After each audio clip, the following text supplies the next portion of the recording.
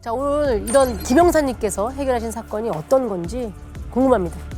김영사님이 이천경찰서 강력팀에 계실 때 있었던 사건인데요. 용의자의 인상착의만을 가지고 사건 발생 이틀 만에 그 범인을 검거한 사건입니다. 때는 2004년 5월 7일 새벽 5시경입니다. 112로 다급한 신고가 접수가 됐습니다. 저 여기 마을 개천인데요. 저 차에서 불이 나고 있어요. 이거 불이 엄청 센데 좀 빨리 좀 와주세요. 신고자분은 누구였습니까? 신고자는 마을 주민이었는데요. 이때가 한창 모내기철이라 논에 물을 대러 가려고 새벽에 집을 나섰다가 마을 개천가에서 불에 타고 있는 웬 차량을 보게 된 상황이었습니다. 왜 불이 났는데 119가 아니고 112에 신고하셨는지 좀 그게 저는 네. 좀 당황해서 그런 건가? 그 개천이 마을에서 외떨어진 곳인데다 차에 큰 불이 나고 있으니까 신고하신 마을 분이 단순 화재가 아닐 거라고 생각을 하셨더라고요. 그때 혹시 좀 차량 안에 사람이 있었나요? 화재 진압 후에 저희도 사람이 있는지부터 확인했는데요. 아무도 없었습니다. 무슨 사연인지는 모르겠지만 차량이 이렇게 엔진 과열로 사고 난 것 같진 않고 뭔가 방화했을 가능성이 있지 않을까? 저도 그 생각이 들어요. 근데 그 차가 꼭 불에 타야 되는 이유가 있었겠죠. 그렇죠. 네. 네. 저희도 만약 차를 버릴 생각이었다면 굳이 불까지 내고 갈 이유가 뭔지 어딘가 석연치 않았습니다. 게다가 우연히 불이 난 것 같지는 않았습니다.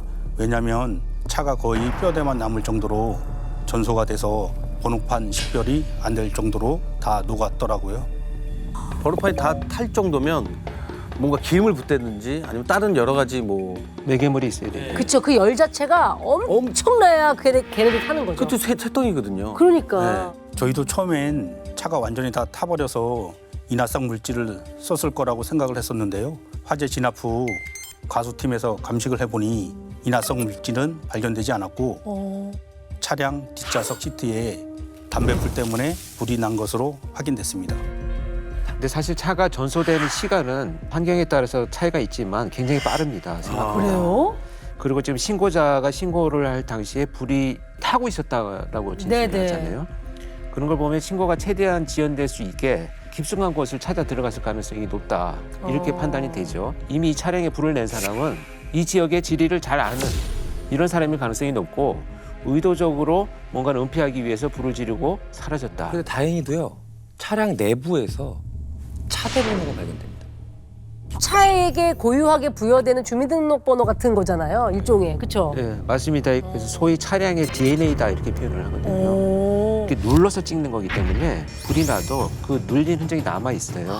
그래서 누구한테 차가 이제 그 양도됐으며 이런 아주 많은 정보들이 들어있죠. 그 차대 번호를 보면 차량 번호는 금방 확인이 됩니다. 차대번호로 차량 구매를 해본 우리 김영사님은요. 그때부터 머리가 아주 복잡해집니다. 아, 왜? 네. 차 외형이 불에 완전 녹아버려서 몰랐는데 차대 번호를 확인해 봤더니 불이 난 차량이 영업용 택시였습니다. 게다가 저희 관할인 이천 지역이 아니라 부산 지역에 등록된 개인 택시였습니다. 자, 지금부터 불에 타버린 이 택시의 주인, 기사님을 강 씨라고 부르도록 하겠습니다. 일단 김영사님은요, 부산 지역의 개인 택시를 수소문합니다. 그래서 인적사항을 확보하고 강 씨의 아내분에게 연락을 합니다.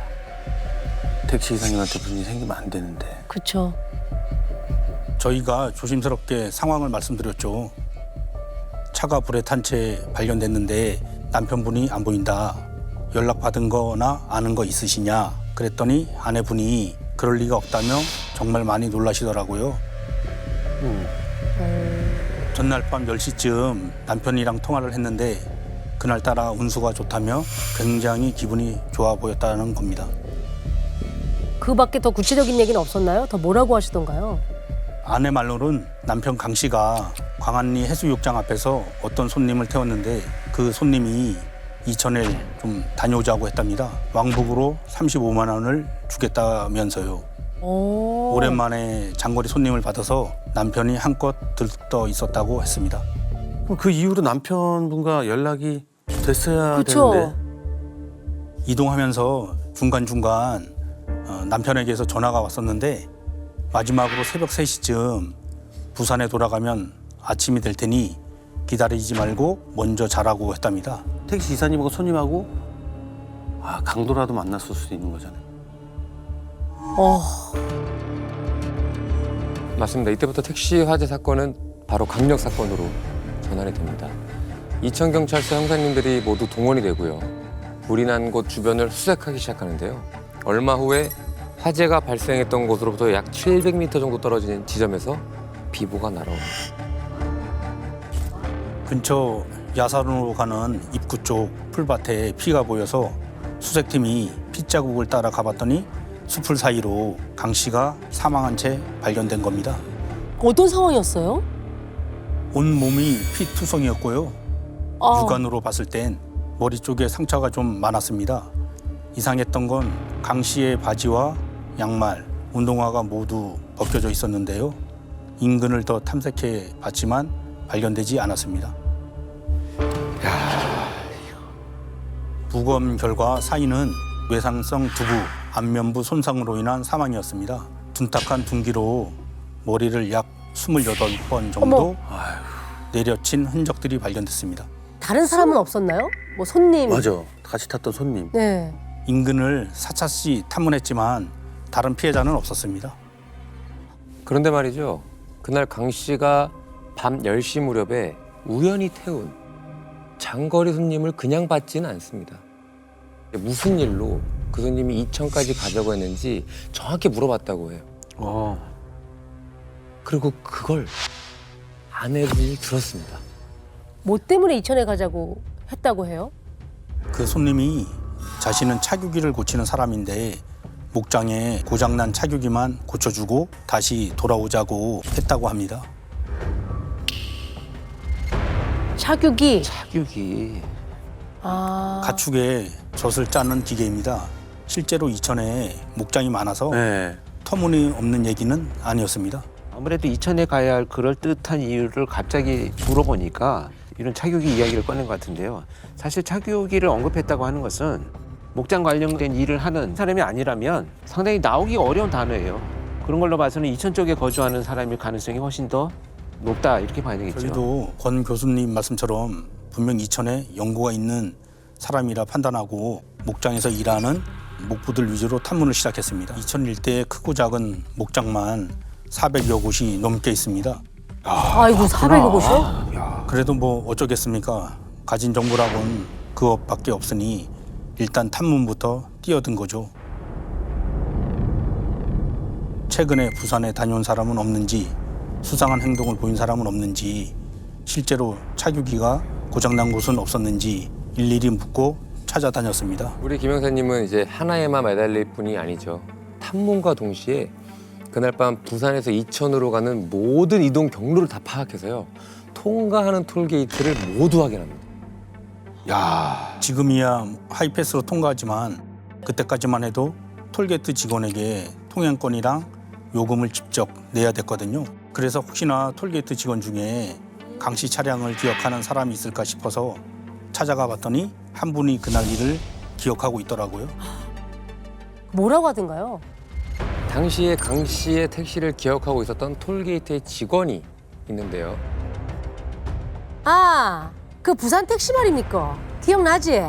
뭐 지 고향이 통영이라 같은 갱상도 택시를 보니까네 막 반가워가지고 기사님한테 아이고 새벽에 우연 일로 이천까지 오셨습니까? 고생이 참 많습니다 하고 인사까지 했지. 근데 뭐 뒤를 막 이래 보니까 손님이 희한하대 얘. 웬 조폭 같은 사람이 타고 있었다 아닙니까? 까만색 양복에 일수 가방 같은 거를 옆에 끼고 있던데 얘. 나이는 뭐 한 30대 중반쯤 먹었을라나? 근데 그 기사님이 곤방 다시 부산으로 내려간다 했는데 뭐 무슨 일이 있어 얘? 밤 시간에 부산에서 온 택시 뒷자리에 탄 검은 양복에 일수 가방 흡사 조폭처럼 보였던 그 사람. 맞습니다. 이분이 뭔가 결정적인 얘기를 해주신 것 같은 느낌이 들어요. 맞아요. 네, 톨게이트 직원분이 강 씨랑 그 짧은 시간에 꽤 많은 대화를 나눴더라고요. 강 씨가 택시비를 35만 원 받기로 했다는 것까지 알고 있었습니다. 아까 인상착의만 보고 범인을 잡았다고 하신 게 이 인상착의 세 가지 아니에요? 검은 양복, 일수 가방, 그다음에 30대 중반의 나이. 그게 단서가 됐던 것 같은데요? 맞습니다. 아니 저런 사람이 한둘도 아니고 네. 저것만으로 어떻게 찾습니까? 좀 찾습니다. 저걸 갖고 찾는다고요? 김영사님을 비롯한 이천 경찰서 형사님들 네. 이 세 가지 인상착의만 가지고 이천 목장을 뒤지는 건 물론이고요. 동일순법 전과자, 사건 당일 부산 지역 교도소에서 출소한 자들의 행적까지 모두 다 살핍니다. 그리고 최초 손님이 탑승했던 부산 광안리 일대의 탐문 수사하고요. 해볼 수 있는 거 그냥 다 해봤다고 합니다. 그러던 중 형사님들은 아주 중요한 증언 하나를 확보하게 됩니다. 이천의 한 목장에서 일하는 분이 하는 얘기가 최근까지 같이 일하던 사람이 갑자기 일을 그만뒀는데 부산에 갔다 오겠다고 했다는 겁니다. 근래에 아내랑 헤어지고 좀 힘들어했는데 머리 좀 식히고 오겠다고. 일단 그러면 나이대나 그 떠날 때 인상 차이 같은 것도 일치했나요? 그쵸, 그것도 맞아야죠. 네. 아까 톨게이트 직원이 말한 것처럼 네. 평소에 검은 양복에 일수 가방을 잘 들고 다녔다고 해서 됐구나 싶었는데 막상 이 사람 얼굴을 톨게이트 직원한테 보여줬더니 아닌 것 같다고 얘기를 하는 겁니다. 아, 그래서 확신할 수 있는 상황은 아니었습니다. 맞습니다. 지금부터 부산으로 호련히 떠나버린 그 목장 인부를 오 씨라고 부르도록 하겠습니다.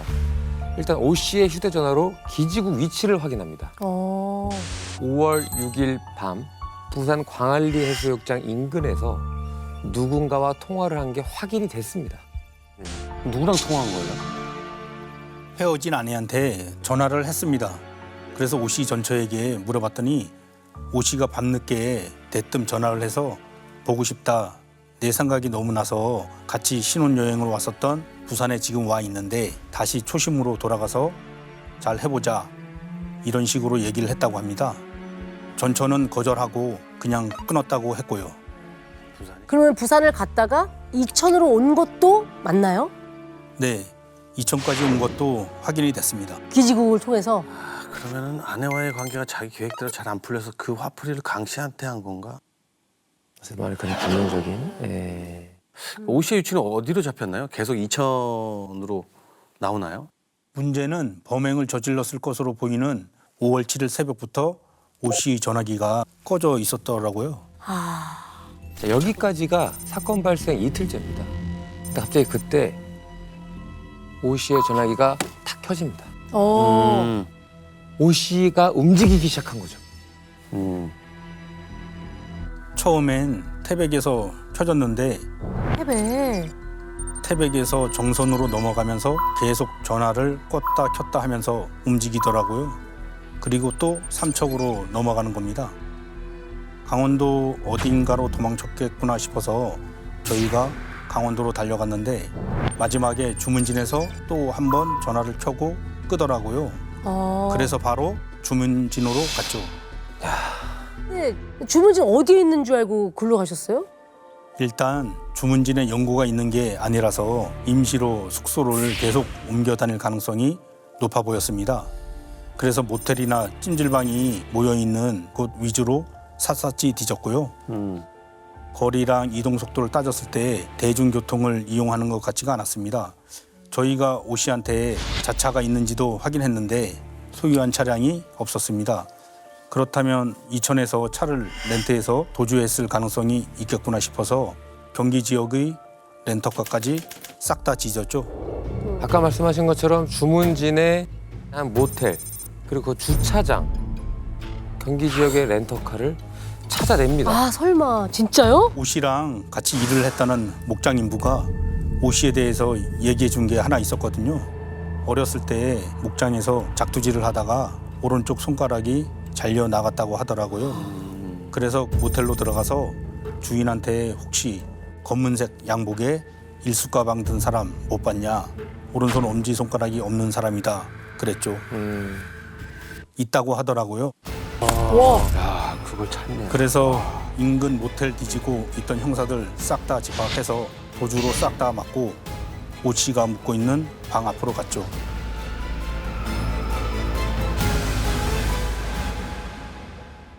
카운터에 샀는데요. 문 좀 열어주세요.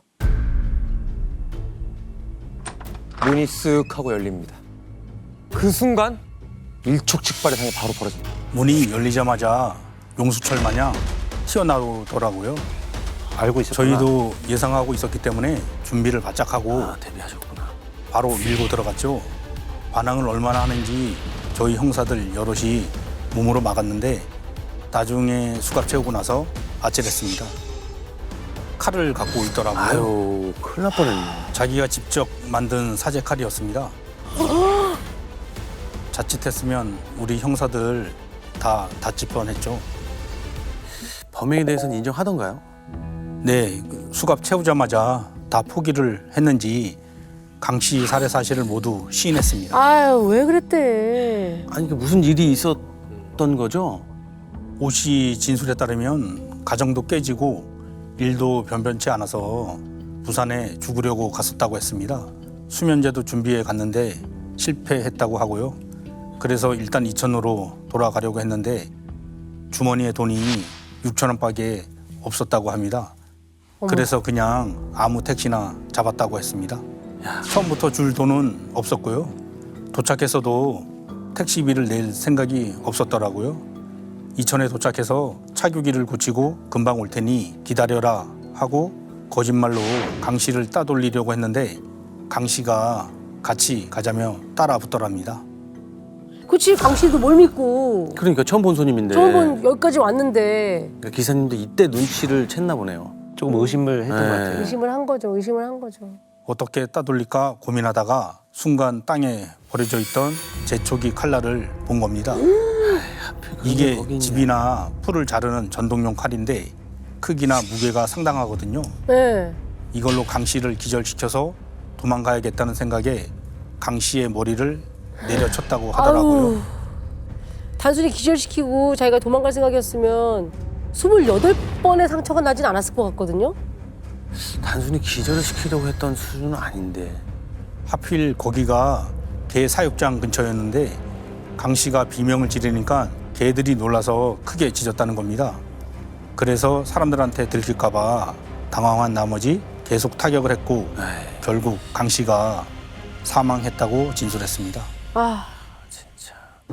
아니, 그렇게 돈도 없다는 사람이 또 도망다닐 돈도 있었던 모양이에요? 렌트해서 주문지까지 도망을 갔잖아요. 네. 강 씨가 갖고 있던 현금을 갈취했는데 택시 안에 있던 동전 하나까지 탈탈 털었더라고요. 아유, 그리고는 차량을 추적하지 못하도록 인적이 드문 인근 개천에 강 씨 택시를 몰고 가서 불을 질렀다고 했습니다. 그러니까 옷은 어떻게 된 겁니까? 바지에 운동화, 양말 이게 벗겼잖아요. 피해자의 허리띠를 잡고 풀숲으로 끌고 가다가 허리띠가 끊어지면서 바지가 벗겨졌고요. 그러면서 운동화에 양말까지 벗겨지자 흉기랑 다 같이 챙겨서 인근에 버렸다고 했습니다. 아유. 재판 결과는 어떻게 나왔습니까? 얼마 안 남았습니다. 예, 15년 받았습니다. 반성문을 제출해서 반성하는 모습을 보였다고 합니다. 어렵게 자란 데다가 자녀에게 장애가 있고 아내도 가출한 점도 심리적인 배경이 됐을 거라고 재판부에서 본 거죠. 그리고 실형 전과가 없었고 우발적인 살인이 인정이 됐다고 합니다. 아니 그 죽은 택시기사 아씨는 뭔 죄냐고 여기 가정하고 지금 다 이게 무슨 날벼락이냐고. 가족을 위해서 살아가던 가장이 그것도 어버이날을 하루 앞두고 허망하게 목숨을 잃었던 사건이라 저도 판결 소식 듣고 여러모로 좀 안타깝더라고요. 새벽에 그 졸린데도 불구하고 장거리 운전 받겠다고 거기 가신 거 아니에요. 아내분한테 신나서 먼저 자라고 하면서 갔다 왔는데. 기다리는 가족은 어떻겠냐고. 하루아침에 가장을 잃었는데. 그렇죠. 아유, 안타깝죠. 아쉽고 안타까운 일이죠. 새벽 2시 35분쯤 112 신고 전화가 들어옵니다. 여기 지금 그 농수로에 차가 빠져 있는데 시동은 켜져 있고 뭐가 좀 이상한데 이게 빨리 나와보셔야 될 것 같아요. 그럼 운전자는 차에서 못 빠져나온 거예요? 신고를 받고 출동한 지구대에서 먼저 차량을 확인했는데요. 곧바로 살인 사건인 것 같다면서 강력팀으로 연락이 온 겁니다. 뭘까요? 현장에 가보니까 농수로에 빠진 차는 택시였습니다.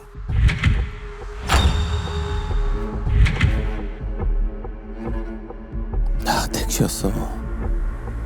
차 안부터 살폈는데 시동도 켜져 있고 미터기도 계속 올라가고 있더라고요. 어머. 근데 차에 사람은 없는 겁니다. 운전석 시트엔 혈흔이 묻어 있더라고요. 운전자가 발견이 됩니다. 운전자는 택시에서 7m 떨어진 숲풀에서 발견이 됩니다. 이미 사망한 상태고요. 농수로에 버려진 그 택시의 기사님으로 확인이 됩니다.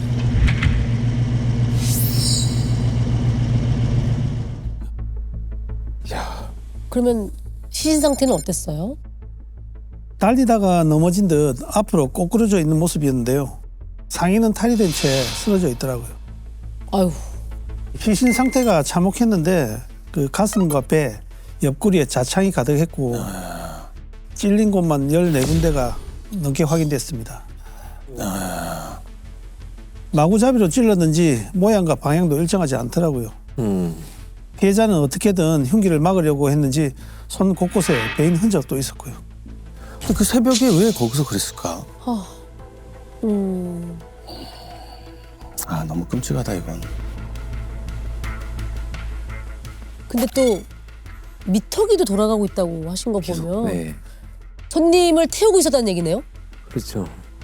그럼 그 손님이 이런 짓을 했다는 얘기인가요?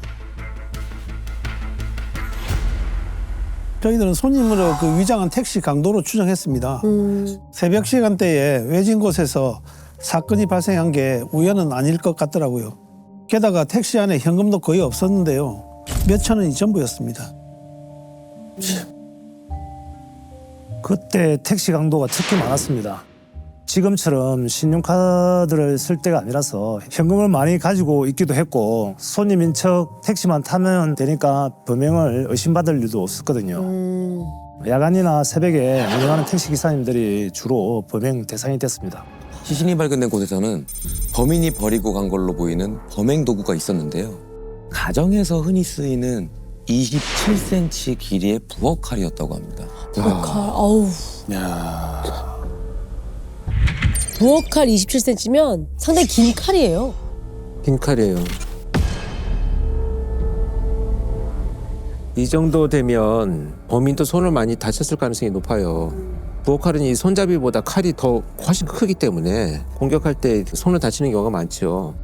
피해자가 지금 저항근이 굉장히 많았다고 했잖아요. 몸싸움을 하면서 공격을 하다 보면 범인도 다칠 수밖에 없는 이런 상황이다라고 보여집니다. 네, 그래서 부엌칼에 묻은 혈흔을 바로 국과수에 감정 의뢰했습니다. 네, 범인도 다쳤을 거라고 한다면 그렇죠. 칼에도 범인의 DNA가 묻어 있을 수 있겠네요. 그렇죠. 그러니까 현장에 나타난 혈흔들은 당연히 피해자의 것이다라고 단정하면 안 돼요. 또 한편으로 불안한 마음은 아무리 야밤이라고 해도 이렇게 무시무시한 걸 범행 도구로 챙기기에는 눈에 띄는 거가 아닐까. 게다가 시신 바로 옆에 떡하니 버리고 갔잖아. 그렇죠, 그렇죠. 그리고 만약에 손이 다쳤다 그러면은 본인 혈흔도 묻어있을지도 그렇죠, 그렇죠. 모를 텐데 그걸 버리고 갔다는 게 범행 도구를 선택하는 것도 그렇고 현장에 그냥 방치하고 가는 것도 그렇고 증거를 인멸하는데 굉장히 미숙한 행동을 보여주고 있고 그런 정황으로 본다면 범죄 경력이 많지 않은 초범일 가능성도 이제 우리가 생각을 해봐야 되겠죠. 근데 혹시 그 택시 안에 범인의 단서가 좀 남아있지 않을까요? 일교차가 심한 가을이라서 차 표면에 이슬이 맺혀 흐르더라고요. 택시 내부도 워낙 지문이 많아서 감시 쉽지 않았고요. 지문 채취가 오래 걸릴 수밖에 없는 그런 상황이었어요. 네. 아이, 하필 이슬이. 이슬 때문에 지문도 다 지워졌겠네요. 택시라는 게 워낙에 많은 손님이 타고 내리니까 지문, DNA가 나온다 하더라도 네. 이게 범인 건지 특정하기는 어려웠을 것 같아요. 그리고 새벽 시간이고 좀 외진 곳이라 CCTV나 목격자도 없을 것 같고. 그러니까요. 네. 손님으로 가장한 범인이 어디에서 탔는지 정도 알 수 있다면 참 좋겠는데 말이죠. 그러니까요. 맞습니다. 해당 택시에는 또 블랙박스나 내비게이션이 있죠. 달려 있지도 않았고요. 아유, 근데 운행 거리를 확인할 수 있는 방법은 또 있었다고 합니다. 아, 어떻게요? 미터기가 계속 돌아가고 있었잖아요. 그래서 그걸로 요금을 역으로 추정하면 어느 정도 달렸는지를 역산할 수는 있겠네요. 근데 그래도 옛날에 그 당시만 해도 택시 사건이 나면 일단 타코메타 확인하는 것이 수사의 기본이었었어요. 근데 이거는 뭐냐면 타코메타는 바퀴의 회전수를 수치로 계산을 해서 입력을 하는 거거든요. 그렇기 때문에 그 회전수를 보면 거리나 속도를 알 수가 있어요. 아, 컴퓨터 어디 달려 있는 거예요. 블랙박스처럼 계산대 안에 내장이 되어 있었어요. 그래서 해당 택시에 설치된 타코미터로 마지막 손님을 태운 후 주행한 거리를 알 수 있었는데요. 주행한 거리는 사고 지점부터 탑승 지점까지 3.3km였습니다. 어, 5분 정도 운행한 것 같더라고요. 야, 그럼 가까운 데서 택시 타는 가까운 데서 탄 건데. 거네요. 네. 타자마자 범행을 저지른 거잖아요, 그러면. 그렇죠. 그럼 그 거리를 역으로 추정해 보면 어디서 탔는지를 알 수가 있나요? 네, 차를 타고 길을 따라서 천천히 되돌아가 봤는데요. 외진 곳이다 보니 주변이 그 허허벌판이었습니다. 택시를 탈 만한 곳이 안 보이더라고요. 그렇게 3km쯤 지났는데 시내로 들어가는 길목에 최근에 들어선 신축 아파트 단지와 상가들이 보였는데 아, 여기서 탔구나 싶더라고요. 아, 그래요? 거기에 뭐가 딱 있었나요? 아파트 정문 앞에 택시 8대가 줄지어 늘어서 있더라고요. 물어보니까 2년 전 아파트 단지가 들어서면서 이곳에 손님들이 많아지다 보니 항상 택시들이 줄지어 대기하고 있다는 겁니다. 그러면은 아파트에서 탔을 확률이 높네요. 그렇죠. 근데 이제 새벽 시간에 탄 거라서 네. 목격자는 거의 없을 없었을 수도 것 있어요. 같거든요. 정 형사님과 팀원들은 3.3km 이 거리에서 목격자를 찾는 탐문 수사를 이어가는데요. 그때 드디어 과수팀으로부터 연락이 옵니다. 그러면은 그 택시 안에서 범인을 추정할 만한 지문이 좀 나왔나요? 네, 차량 내부에서 비교적 최근에 찍힌 것으로 추정되는 지문 10개를 채취할 수 있었다고 하더라고요. 근데 그 중에서 눈에 띄는 지문이 하나 있었습니다. 아, 눈에 띄는 지문이요? 아, 뭐지? 조수석 뒷자리 문 손잡이에 남아있던 지문이었는데요. 차를 탈 때 문을 잡아당기면서 선명하게 남은 것 같더라고요.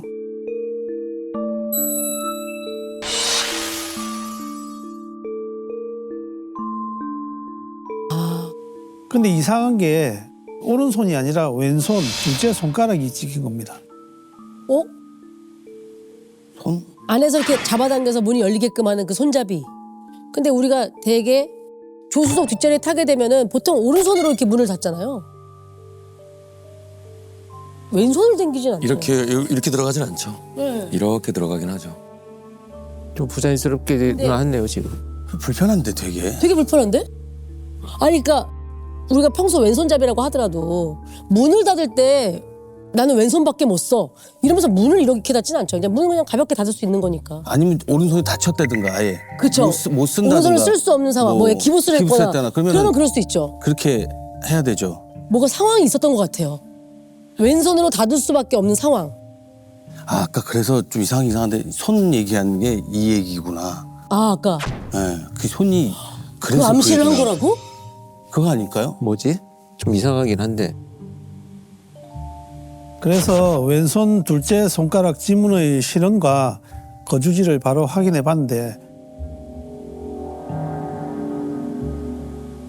신축 아파트 단지 인근에 사는 사람이더라고요. 정가도 없었고요. 그럼 아까 신축 아파트 단지 여기서 탔겠구나 싶었던 택시들이 늘어서 서 있었던 거기? 야, 정가도 없었으면은 교수님 말대로 초범이네. 얘기가 딱 맞아떨어지네요. 아, 참. 네, 저도 유력한 용의자로 추정했는데 나이를 보고 좀 놀랐습니다. 18살 고등학생이더라고요. 일단 그 학생에 대해서 알아봤는데요. 동네 사람들 말로는 학교에 잘 나가지 않는지 매일같이 동네를 쏘아다니며 친구들과 밤늦게까지 돌아다니는 걸 여러 번 봤다고 하더라고요. 가정 형편도 좋지 못했고 돈이 필요해서 범행을 저지를 수도 있겠다는 생각이 들었습니다. 자, 이제부터 이 학생을 영수군이라고 아유. 부르도록 하겠습니다.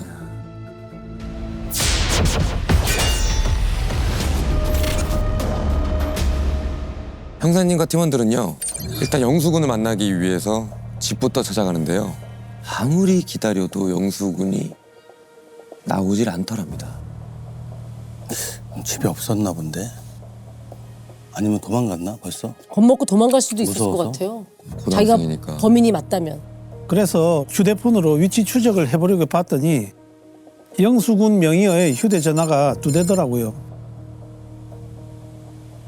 하나는 집 근처에서 잡혔고 하나는 시내에서 잡혔습니다.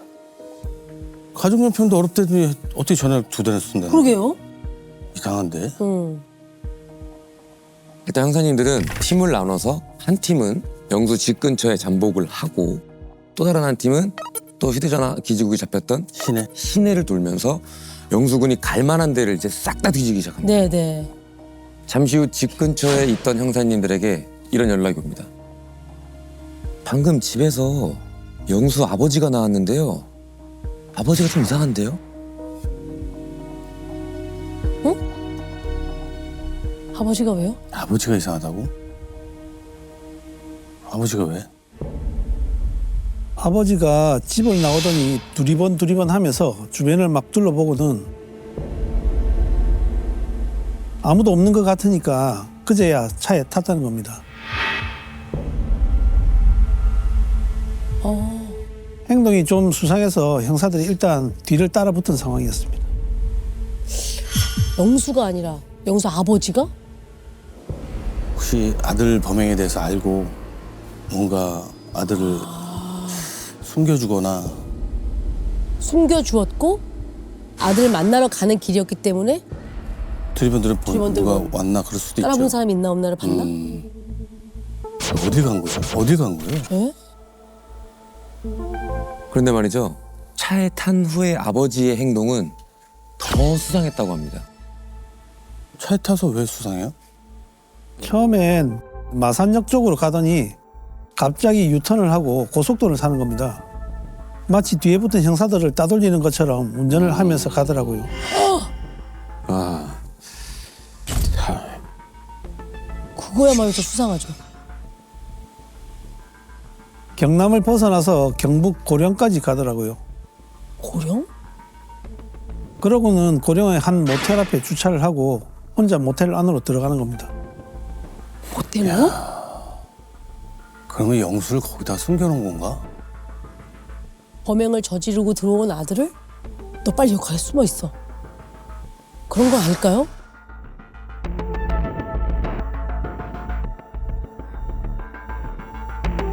저희도 그런 생각이 들어서 일단 모텔 앞에서 상황을 살피며 기다리고 있었는데 2시간쯤 지났을까?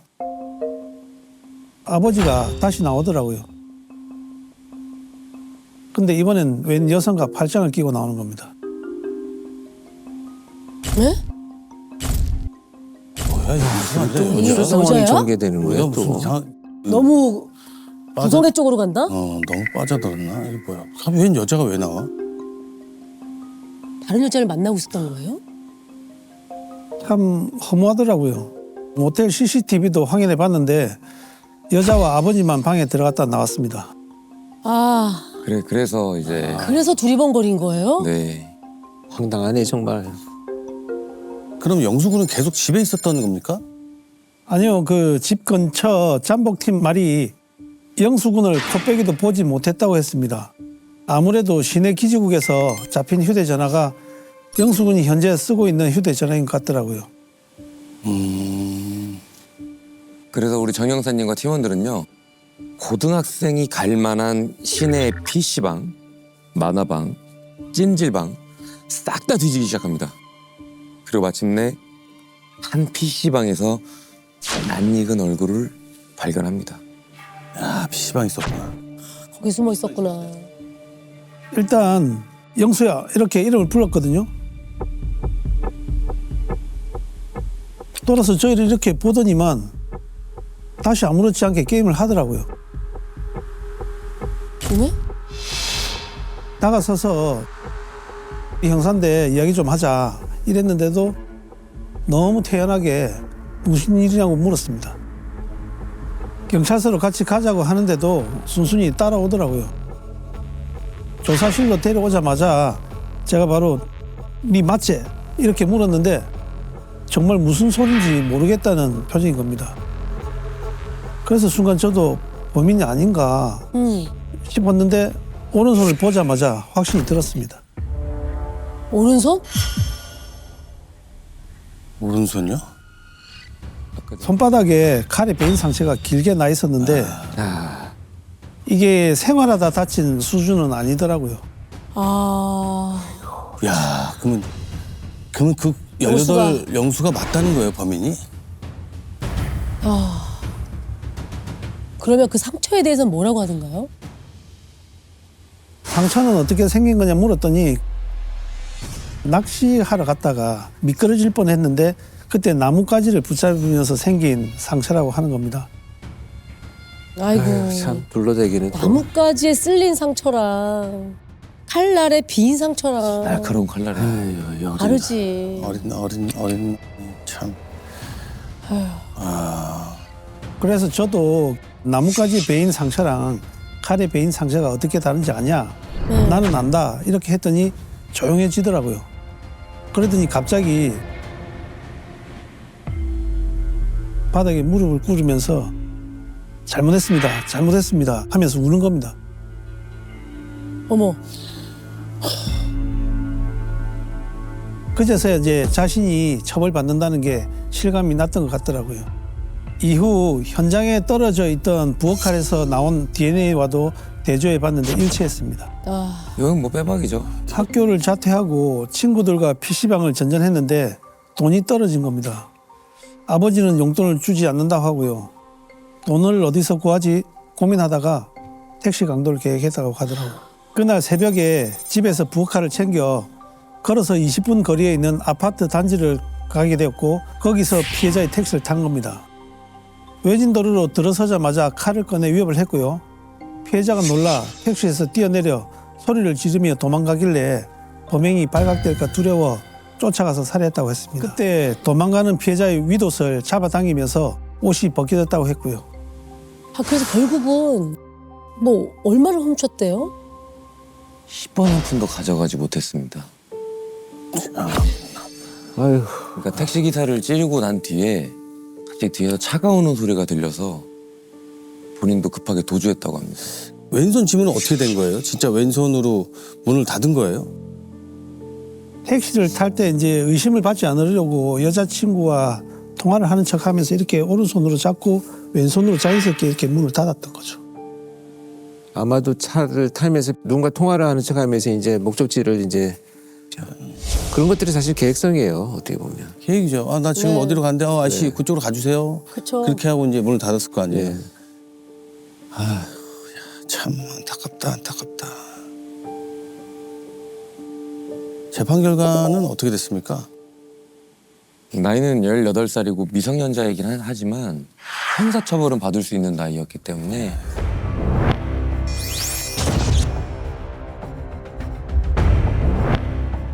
징역 13년을 선고받았다고 합니다. 전과도 없고 깊이 반성하고 있다는 점이 양형이 된 이유였고요. 강도살인인데 아, 근데 끔찍한 이 결과에 비해서 너무 이 동기가 어이없고 허무하니까 너무하잖아. 피해자만 너무나 안타깝다는 생각이 진짜 아이, 간절하게 그러니까. 들어요. PC방 갈 돈이 없어서 그냥 부엌칼 들고 나온 거 아니야. 이 어린 친구의 짧은 생각으로 지금 굉장히 큰 일이 벌어진 거잖아요. 그러니까 피해자가 너무 안타깝다. 있어서는 안 될 일이 벌어진 거잖아. 참 어리석어. 때는 2022년 10 2월 25일 크리스마스 아침입니다. 막 출근한 김영사님께 형사과장님이 심상치 않은 표정으로 이런 얘기를 합니다. 오늘 새벽에 실종건이 하나 접수됐는데 이거 아무래도 심상치가 않아. 강력팀 전부 출동 준비시켜. 어머. 누가 사라진 거죠? 60대 초반의 남편이었습니다. 아내와 딸이 신고를 한 거고요. 근데 저희 관할이 아닌 일산 서부경찰서 교통사고 조사팀으로 먼저 찾아간 상황이었습니다. 그때가 새벽 3시경이었고요. 남편이 사고가 났다고 알려준 장소가 일산 서부서 관할이었습니다. 근데 사고가 났던 날이 25일 새벽이 아니었습니다. 어? 또 그날도 아니에요, 심지어? 그럼 언제였어요? 크리스마스 새벽에 모녀가 급히 경찰서를 찾은 이유가 있었습니다. 이걸 한번 같이 보시죠. 2022년 12월 22일 목요일 오전 7시 30분. 어? 3일 전이네요? 네. 크리스마스가 되기 3일 전. 그렇죠. 뭐해? 바빠? 사고 처리 중이야. 도로공사 현장에서 추돌 사고 났어. 사고 처리를 이틀 동안이나 해? 어제 눈 많이 와서 못 움직였어. 지금은 어디 있는데? 현장은 덕이동이고 지금은 경찰서야. 가해자야? 피해자야? 아직 조사 중이야. 눈이 아무리 많이 와도 차가 못 다니진 않잖아. 지금 있는 곳 사진 찍어서 한번 보내봐봐. 어? 네, 진짜 보냈죠. 그게 무슨 복도네요? 그리고 경찰서 엘리베이터. 무슨 조사 중이면 경황이 없을 텐데. 그러게. 그러니까 이 앞에 상황을 보면은 사고가 나고 나서 이거 처리하느라고 급한 마음에 그러니까요. 경황이 없어서 연락도 못 한 것 같은데. 문자에 오타도 있고. 근데 사고 처리한 지 이틀 지났다는 얘기잖아요. 그럼 이틀 동안 조사를 하고 있다는 얘기인가요? 이게 어떻게 된 상황이죠? 네, 남편이 교통사고가 났다고 한 건 5일 전인 20일이었습니다. 메시지는 22일이었는데 사고는 훨씬 더 전에 난 거네요? 네. 5일 전. 근데 가족들은 왜 그제서야 신고를 하러 간 겁니까? 계속 아내와 문자 메시지로 대화를 했었던 상황이었습니다. 20일에 공사 현장 인근 도로에서 연쇄 출도 사고가 나서 이틀간 경찰 조사를 받았고 저 대화를 나눈 다음 날 교통사고 피해 운전자가 사망을 하는 바람에 장례식장에 간 상황이라고 했는데요. 아내가 딸이랑 같이 장례식장으로 가겠다고 했더니 조사를 더 받아야 한다며 오지 말라고 하더랍니다. 24일까지 계속 기다리다 결국 아내가 딸과 함께 교통사고를 확인하러 경찰서로 갔던 거였습니다. 교통사고가 실제 일어나긴 했었나요? 없었습니다. 그래서 서부서 실종팀으로 사건이 바로 넘어간 거고요. 남편의 마지막 위치를 확인해 보니까 25일 새벽 4시경에 저희 관할인 일산 동부서에 있는 한 쇼핑몰로 위치가 잡혀갖고 사건을 저희가 다시 받게 된 겁니다. 이 상황이 굉장히 이상하게 흘러가는데? 근데 아내분이랑 같이 온 따님이 아버지가 보낸 문자 메시지가 좀 이상하다고 하는 겁니다. 평소에 맞춤법이나 띄어쓰기를 틀린 적이 없었는데 교통사고가 났다는 20일 이후부터 달라졌다고 했습니다. 오. 그 제가 아까 읽었을 때 띄어쓰기가 전혀 안 돼 있었거든요. 또 사고 처리 중이야. 눈 많이. 눈 많이. 지금은 수사 중이야. 그쵸. 오타 투성이잖아요. 저거 애들이 약간 좀 보내는 문자도 아니고 저는 오타라고 봐야 되거든요. 근데 이게 어떻게 된 일일까요? 몇 날 며칠 가족들과 문자 메시지만 주고받았던 남편의 전화가 새벽 7시경 덜컥 연결이 됩니다. 어머. 아침에.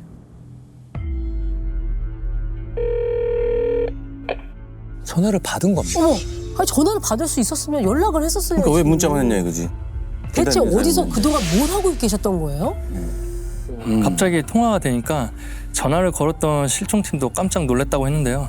전화를 받은 사람이 실종된 남편이 아니라 아무 관련이 없는 대리기사님이었다고 하는 겁니다. 1시간 전쯤인 새벽 6시에 쇼핑몰 앞을 지나가다가 한 식당 앞에서 전화기를 주웠다고 했고요. 어머. 이 상황이 굉장히 안 좋은 쪽으로 흘러가는데 진짜 그게 불안하죠. 범인이 버렸거나 잃어버린 상황이잖아요. 그렇죠. 그럼 전화기는 받으셨어요? 네, 전화기를 받아서 가족 도움 받아가지고 이제 잠금을 풀어가지고 문자 내역을 확인해 보니까 심상치가 좀 않았습니다. 그럼 뭐 문자가 심상치 않았다는 건가? 뭐가 나왔죠? 22일하고 23일 이렇게 이틀간 거쳐갖고 카드를 결제한 내역을 문자로 와 있는데요. 그 금액이 760만 원이나 됐습니다. 카드 사용처를 확인해봤더니 22일 낮엔 영등포에 있는 명품 주얼리샵에서 630만 원을 긁고 저녁엔 강남에 있는 고급 일식당인 오마카세에서 93만 원이나 쓴 데다가 23일 새벽엔 용산에 있는 호텔에서 31만 원을 사용한 게 문자로 와 있었습니다. 근데 실종자가 60대 초반이라고 했잖아요. 그렇죠. 이건 누가 봐도 실종자가 쓴 것 같지 않은데요, 카드가. 그렇죠. 처음에 저희도 그렇게 추정을 했습니다. 왜냐면은 사고 다음 날인 21일 새벽 2시경에 휴대폰으로 대출을 4,640만 원이나 받은 내역이 있었거든요. 자, 이 정도 되면 일단 최소한 납치, 감금 예상되고요. 아, 거기다가 금품까지 지금 강취당하고 불법 대출까지 막 일어난 걸로 보이는데 5일째 심지어 아내가 주고받은 이 문자의 주인공이 남편이 아닐 가능성이 높아졌잖아요. 그렇죠. 이렇게 되면 결국은 신병이 확인되지 않기 때문에 목숨까지 위태로운 상황이지 않을까 하는 이제 걱정이 되죠. 맞습니다. 이 상황은요 점점 더 최악으로 치닫습니다. 실종자의 휴대전화를 한참 살펴보던 우리 김 형사님이 네. 결정적인 걸 찾아냅니다. 사진첩을 보다가 혹시나 그 삭제된 사진이 있는지 휴지통을 열어봤습니다. 열어봤더니 20일에서 21일 넘어갈 무렵에 사진 2장이 지워져 있는 걸 발견했습니다. 어머. 근데 그 사진은 차량 범퍼 일부가 찌그러져 있는 사진이었습니다. 아, 교통사고가 나긴 났었나 보네요. 그런 거 같은데요? 그 사진을 왜 지워요? 사실은 이게 뭐 보험사에 제출을 해야 될 수도 있는 거고. 그렇죠. 그거를 그렇게 빨리 지우진 않죠. 야, 그러면 이게 무슨 일이 생겨서 범인이 지었나 본데? 그랬을 가능성이 높았는데 근데 마침 실종자 휴대전화 설정에 사진을 찍어놓은 장소와 위치를 저장되게끔 설정해놓은 상태였습니다. 그 사진을 복원하고 이제 윤여선 형사한테 관제센터 가갖고 정말 교통사고가 난 게 맞는지 확인해보라고 시켰습니다. 진짜 사고가 난 게 맞았나요?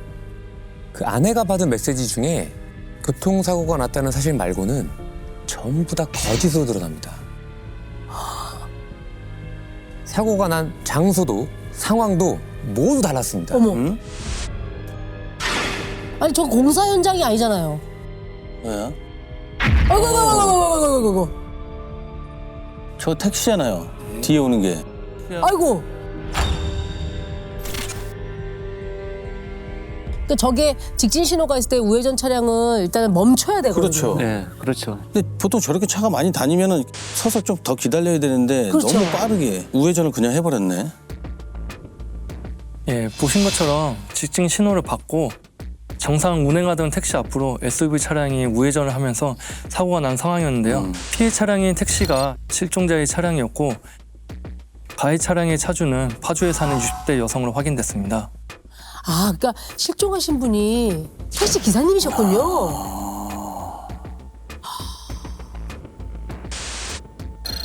차에서 내렸네요. 그래서 이제 사고 처리를 하려고 하는 모양인데. 네네. 아니 근데 SUV에서 내린 분은 남자 아니었나요? 그렇죠. 남자가 저쪽으로 걸어간 것 같은데. 근데 차주는 아까 60대 여성분이라고 하셨어가지고. 이게 어떻게 된 거죠?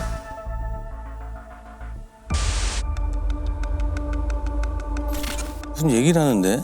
예, 두 사람이 17분가량 한참 대화를 나누다가 각자의 차에 타더니 택시가 앞서 운전한 방향으로 SUV가 뒤따라왔습니다. 두 차량이 같은 방향으로 계속 같이 움직이는 것도 저희가 확인이 됐고요. 일산 동부경찰서 강력팀은요. 이 사고가 강력 사건으로 이어졌을 가능성이 높다고 봅니다. 그리고 가장 먼저 카드를 사용한 사람이 누군지 재빨리 확인할 방법을 찾아냅니다. 그렇죠. 아무래도 그렇게 카드를 막 펑펑 쓴 사람이 범인일 가능성이 높으니까. 근데 어떻게 확인한다는 거죠? 카드 사용처 중에 가장 빨리 확인할 수 있는 용산 호텔의 CCTV와 입실 명단을 봐달라고 인근 관할서에 요청을 했는데요. 이 30대로 보이는 젊은 남녀 2명이 카드를 쓴 걸로 나왔습니다. 누굽니까 카드 쓴 게?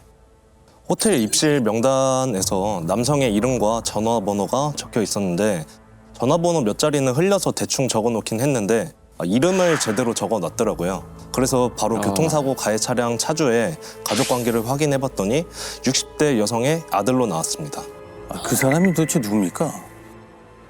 이름만으로도 알지 모르겠습니다만 택시기사 살인 사건의 범인은요 이기영이었습니다. 동거하던 여성과 택시기사를 살해한 택시기사를 연이어 살해한 피해자의 신상이 공개됐습니다. 31살 남성, 이름은 이기영입니다.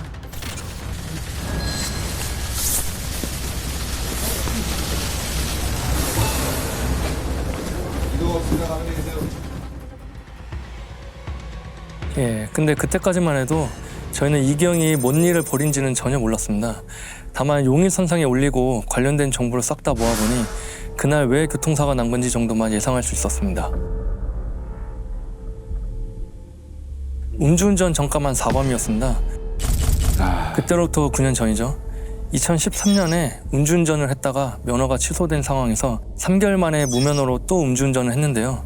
단속에 걸리자 경찰관 손을 물어뜯은 겁니다. 당시 군대 부사관이었는데 군사재판으로 징역 1년 6개월을 받아 불명예 전역을 한 게 확인됐습니다. 네. 상습범이네. 음주 상습범이네. 직업 군인인데 아유. 음주운전을 2번이나 해. 그리고 4건이라 그랬으니까 말씀하신 거 왜 2번이나 더 그리고 음주운전을 했다는 2번 얘기잖아요. 더한 더한 거죠. 거잖아요. 네. 그러니까 보니까 택시랑 사고 났을 때도 술 마시고 운전해서 그냥 막 막무가내로 영상에서도 봤지만 잠깐 섰다가 가는 흔적이 없어요. 그냥 막 뛰어들더라고. 예, 그렇게 예상이 됐죠. 그리고 최근 사건 접수 기록을 보니까 2주 전에 이기영 앞으로 폭력 사건도 한 건이 들어와 있었습니다. 신고를 한 피해자는 여자친구였고요. 그래서 진성이 형이 급히 움직였습니다. 그때 당시 이기영이 여자친구를 집에서 때린 폭행 사건이 하나 접수된 게 확인됐습니다. 그래서 일단은 신고가 접수된 장소로 달려가고 있었는데요. 갑자기 전화가 왔습니다. 실종자 택시를 찾았다는 연락을 받았는데 제가 가고 있던 주소지에서 600m 정도 떨어진 공터인 것입니다. 일단 택시부터 이제 확인하는 게 우선이라 생각해갖고 택시를 확인했는데 문이 잠겨있지 않은 상태로 누군가 차를 막 뒤졌는지 조수석에 마구잡이로 널려 있었고 블랙박스 메모리 카드도 보이질 않았습니다. 블랙박스 메모리도 빼가고 자기 딴에는 이제 증거를 인멸했으니까 이것저것 한 거죠. 뭐 버리고 가도 네. 되겠다 이런 생각을 했을 것 같아요. 그래서 어떻게 하셨어요? 김 형사님은요 택시를 확인하고 곧바로 이기영 집으로 다시 달려갑니다. 그때가 이제 신고가 들어온 당일이죠. 25일 아침 11시경이었는데요. 네. 이 무렵에 김 형사님의 전화가 또 한 번 울립니다.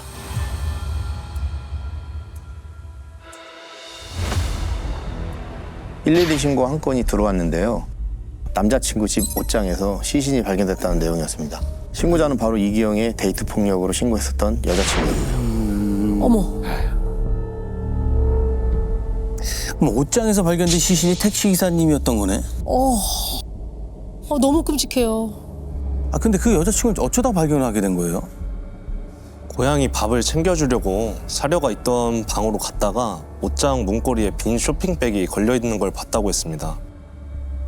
자세히 보니까 빈 쇼핑백 끈으로 문고리가 이렇게 꽁꽁 묶여 있었다고 했고요. 쇼핑백 끈을 풀고 옷장 문을 열었다가 시신을 발견한 상황이었습니다. 집에서 시신이 나올 줄 어떻게 알았겠어요? 너무 끔찍해요. 근데 현장에서 피해자를 보는 순간 정말 화가 머리 끝까지 솟구쳤습니다. 시신이 떡하니 보였거든요. 가린 것도 아니면서도 그 피해자 머리 위에 옷이랑 빈 박스를 쌓아둔 상태였습니다. 그걸 치우니까 피해자의 점퍼로 머리 위까지 올려서 얼굴을 가려놓고 상체를 묶어놨고 저 허벅지와 종아리를 벨트로 묶어 단단하게 고정시켜놨습니다. 점퍼를 내려서 얼굴을 확인했더니 택시기사님이 맞았습니다. 부검 결과로 사인을 확인했는데요. 두개골 골절과 경부 압박 실식이 모두 확인됐습니다. 이마 정중앙이 함몰돼 있었는데 공격 당시 저항하는 과정에서 손으로 이마를 짚으셨는지 피해자 손바닥에 피가 많이 묻어 있었습니다. 어머. 근데 조금 이상하지 않나요? 왜냐면은 사건이 이미 5일이 지났잖아요. 그러면 사실 시신을 그때부터 방치를 했다고 하면 이 부패되면서 집안에서 냄새가 상당히 났을 것 같거든요. 그렇죠. 근데 여자친구가 모를 수가 없었을 것 같은데. 아니, 여자친구도 어디 바깥에 있다가. 아니 뭐 그날 아침에 우연히 집에 갔던 거예요? 그렇죠, 그렇죠. 아닙니다. 23일 새벽에 용산 호텔에서 같이 있다가 24일 날 아침에 이기영 집으로 와서 둘이 같이 있었다고 했습니다. 그 집에서 하룻밤 여자친구 혼자 잤던 상황이었고요. 저희도 처음에 이 여자친구를 의심하긴 했었습니다. 그 방이 3개짜리 아파트였는데요. 한겨울인데다 그 방만 보일러를 꺼놨어가지고 부패가 많이 진행된 건 아니긴 했는데요. 둘이서 쓰던 안방을 제외하고는 집안 전체가 정말 엉망이었습니다. 자세히 보니까 현관 입구에 이기영 걸로 보이는 신발이 여러 켤레 있었는데요. 그 위에 군데군데 혈흔이 뚝뚝 떨어져 있는 겁니다. 처음엔 너무 지저분해서 유심히 보지 않으면 몰랐을 수도 있겠다 싶었는데요. 근데 이것까지 몰랐을까 싶었던 게 나머지 작은 방에서 발견됐던 겁니다. 100리터짜리 쓰레기 봉투에 피로 흠뻑 젖은 발매트가 나왔었거든요. 진짜 몰랐대요?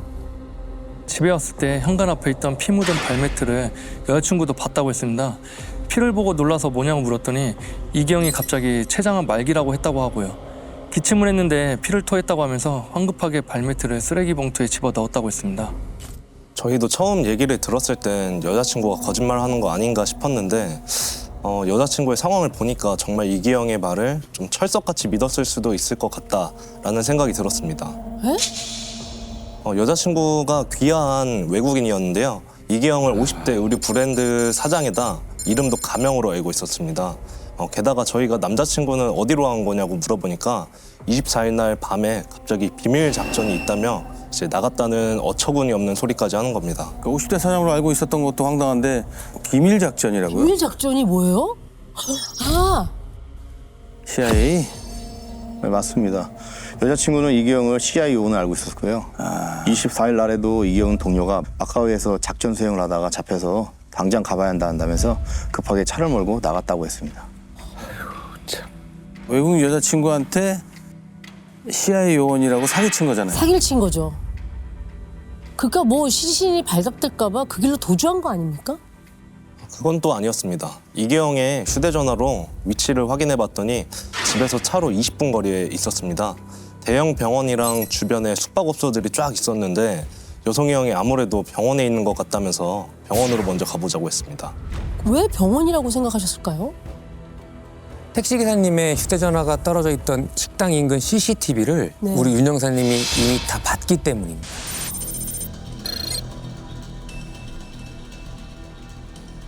여기 고깃집이잖아요. 신용카드를 꺼내서 일행한테 건너네요? 뻔뻔하게 막 웃으면서 얘기하고 있어.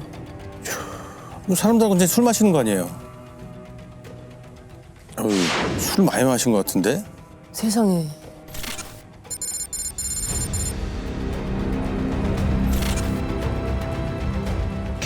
어머, 뭐야? 어머, 뭐야? 일행과 지금 싸우는 거예요? 네. 갑자기. 아이고. 어우, 막 바닥에 굴르고 난리가 났네.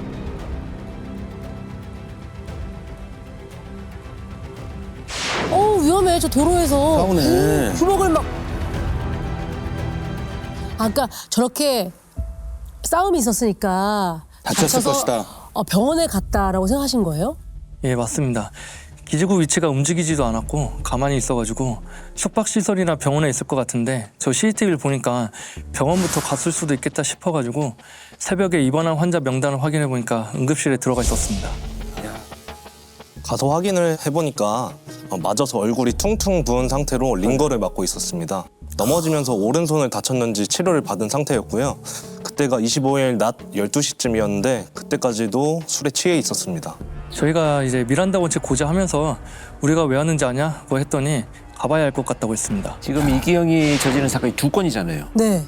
형사들이 다짜고짜 왔어요. 뭐 어떤 사건인지는 모르는 거야. 저희는 진짜 그때도 이기영이 연쇄살인범이라고는 생각도 못했습니다. 서로 데리고 갔더니 수사팀을 보고 갑자기 90도로 허리를 쫙 굽히더니 큰 목소리로 인사까지 했고요. 어머. 사건에 대해 모른 척 발뺌을 해서 옷장에서 시신 나왔다고 하니까 손을 부들부들 떨면서 눈물을 글썽이기 시작했거든요. 근데 시작됐죠. 그때부터 전쟁이. 정말 이게 뭔 소린가 싶을 정도로 황당한 소리를 늘어났습니다. 아니 일단은 90도로 인사한 것부터가 너무 이상해요. 당당한 거야? 아니면 뭐 조직도 아니고 무슨. 예? 그래서 무슨 황당한 얘기를 했나요? 이기영의 최초 진술입니다. 최초 진술이요?